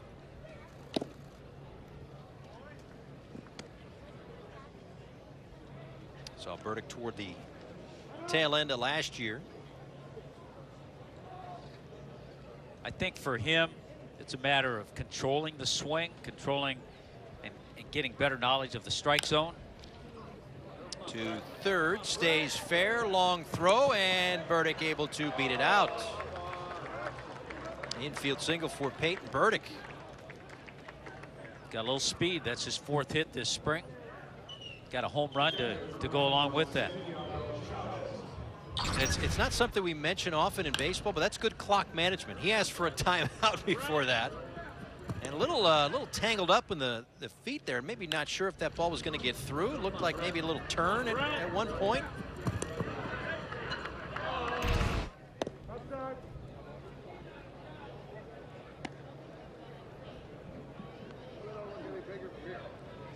Two on, 1 out for Chavez, who doubled. There are a lot of things to look at, obviously. You know, we talked about that's the difference in the bases. We were talking about that earlier. 15 inches squared to 18 inches squared.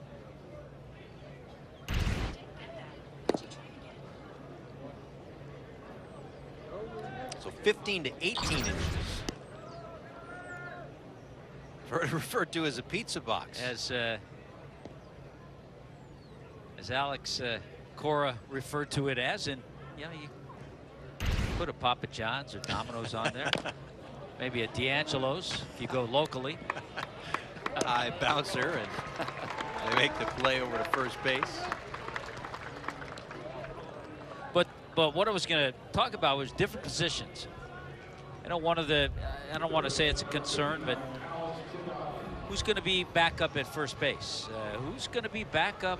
Who's going to be a third catcher?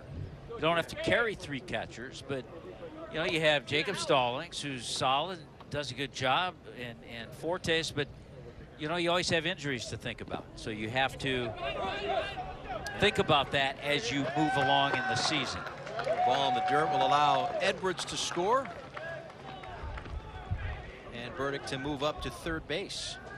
So when you're a catcher in big league camp, you have that opportunity to impress a little bit and maybe get that chance to get called up during the season sometime. And I believe, I'd have to double check, but I believe the Marlins only have 2 catchers on the 40-man roster. On the 40-man roster. In Stallings and Fortes. So in order, you know, heaven forbid one of those guys does get hurt, there would then have to be some sort of move. So that, along with countless other things, are what you're using spring training to figure out if you're the Marlins front office. And how do we structure this roster? And it's not even so much the roster that's going to go south for opening day, but it's the 40-man roster. And a lot of the different questions that need to be answered in this next month or so. That's inside.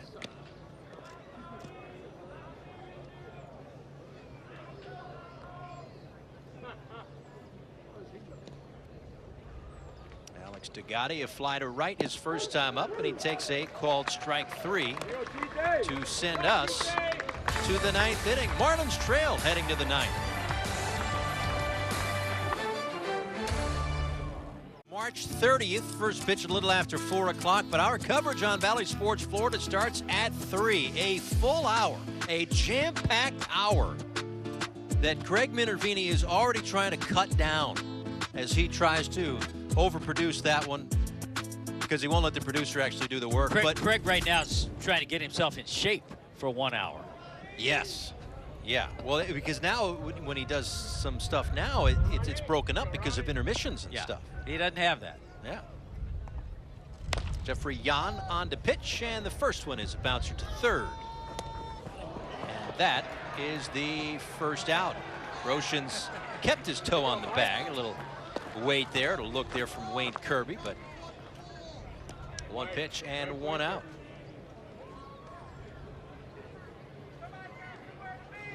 But yeah, we'll have tons of stuff.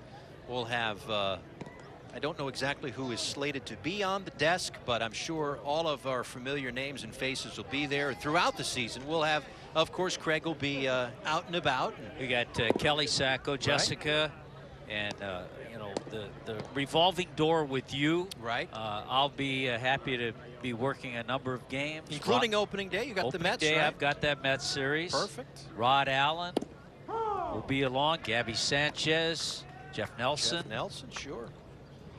Yeah, so the cast of characters. Ball and strike to Michael Perez. Mets have used the crooked number to take control of this ball game. 3 in the second, 6 in the fourth, 3 in the fifth, and 3 in the eighth. They're 15 runs and 16 hits against Marlins pitching. A game started by Jesus Luzardo, went the first 2 2/3. Saw Dylan Floro today and Yuri Perez, a couple of the familiar names.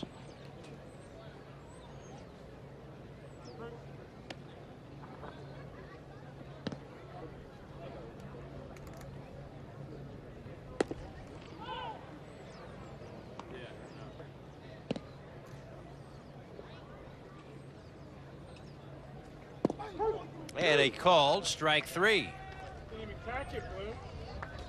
So we mentioned Luzardo, and this being his last start before departing for Team Venezuela and the World Baseball Classic. And it's something that we're all extremely excited for. And I mentioned the 5 potential big leaguers, but also Emmanuel De Jesus will be on Team Venezuela. Anthony Maldonado on Team Puerto Rico as well. And of course, Dominican Republic, one of the favorites. One of the favorites. A deep, deep roster. A lot, not just studs, but future Hall of Famers on that list. Well, I saw one of the players, Vladimir Guerrero Jr., little knee injury. He has backed out of the WBC, so he'll not be part of that roster. The U.S., their group, their pool is out in Arizona. They'll be playing their games out there in this first round.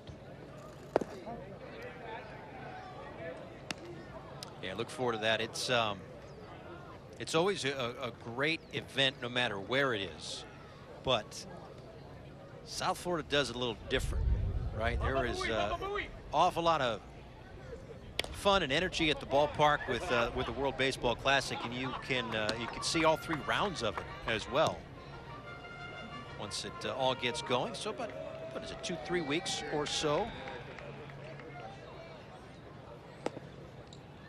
Break the tank, you're my hero.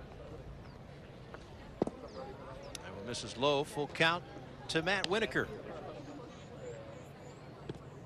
Home run back in the 8th inning off of Yuri Perez.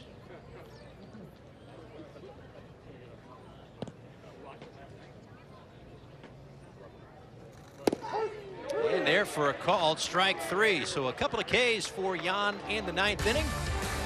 Last chance for the Marlins here in Jupiter.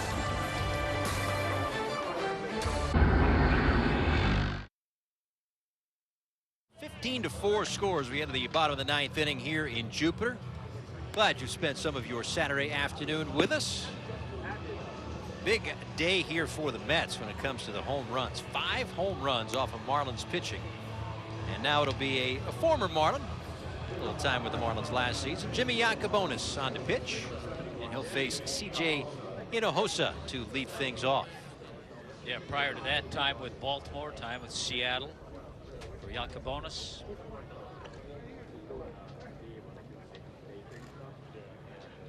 There are Encarnacion to follow. First pitch is in there for a called strike.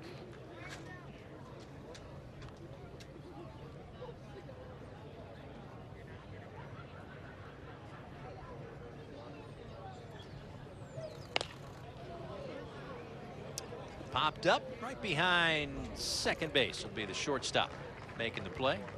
And that is the first out.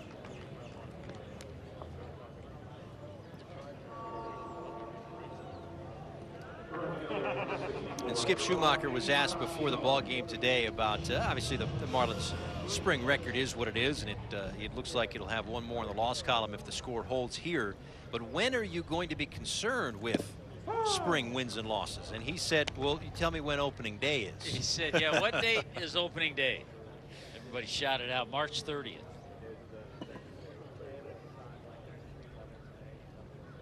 I mean, there is truth to that. You don't want to get your brains pounded in every game in the spring. But nobody remembers much of this when the season starts. When the bell rings, that's what they used to say.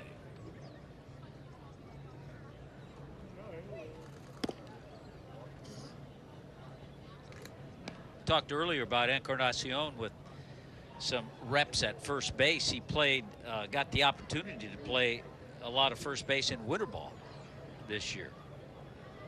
Yeah, that's a huge benefit for winter ball because it could be same as the Arizona Fall League in a sense for some of the prospects is, okay, you know, I tweak this or tweak that and I missed a month or whatever. Now I can finish out my at-bats. Or guys that need to maybe learn a new position can go down and play 15, 20 games, what have you.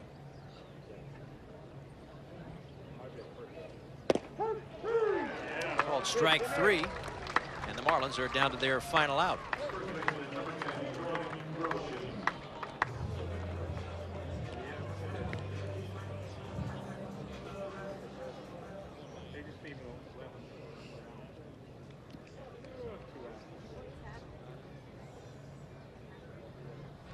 Second plate appearance for Groshans. He drew a walk his first time up. Takes ball 1 inside.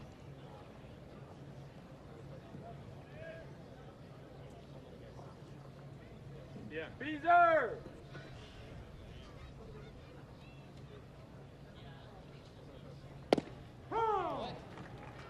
Strike to even the count, so the Marlins will be in Fort Myers tomorrow. Then they'll play the Tampa Bay Rays on Monday afternoon. That one's going to be at the Trop. Rays will, over the course of the spring, play some spring training games at the Trop or in Orlando, where the Braves used to have their facility. Marlins will be back here on Tuesday afternoon, and then actually an exhibition game on March 8th against Team Israel, as Team Israel gets set for the World Baseball Classic before an off-day Thursday. Yeah.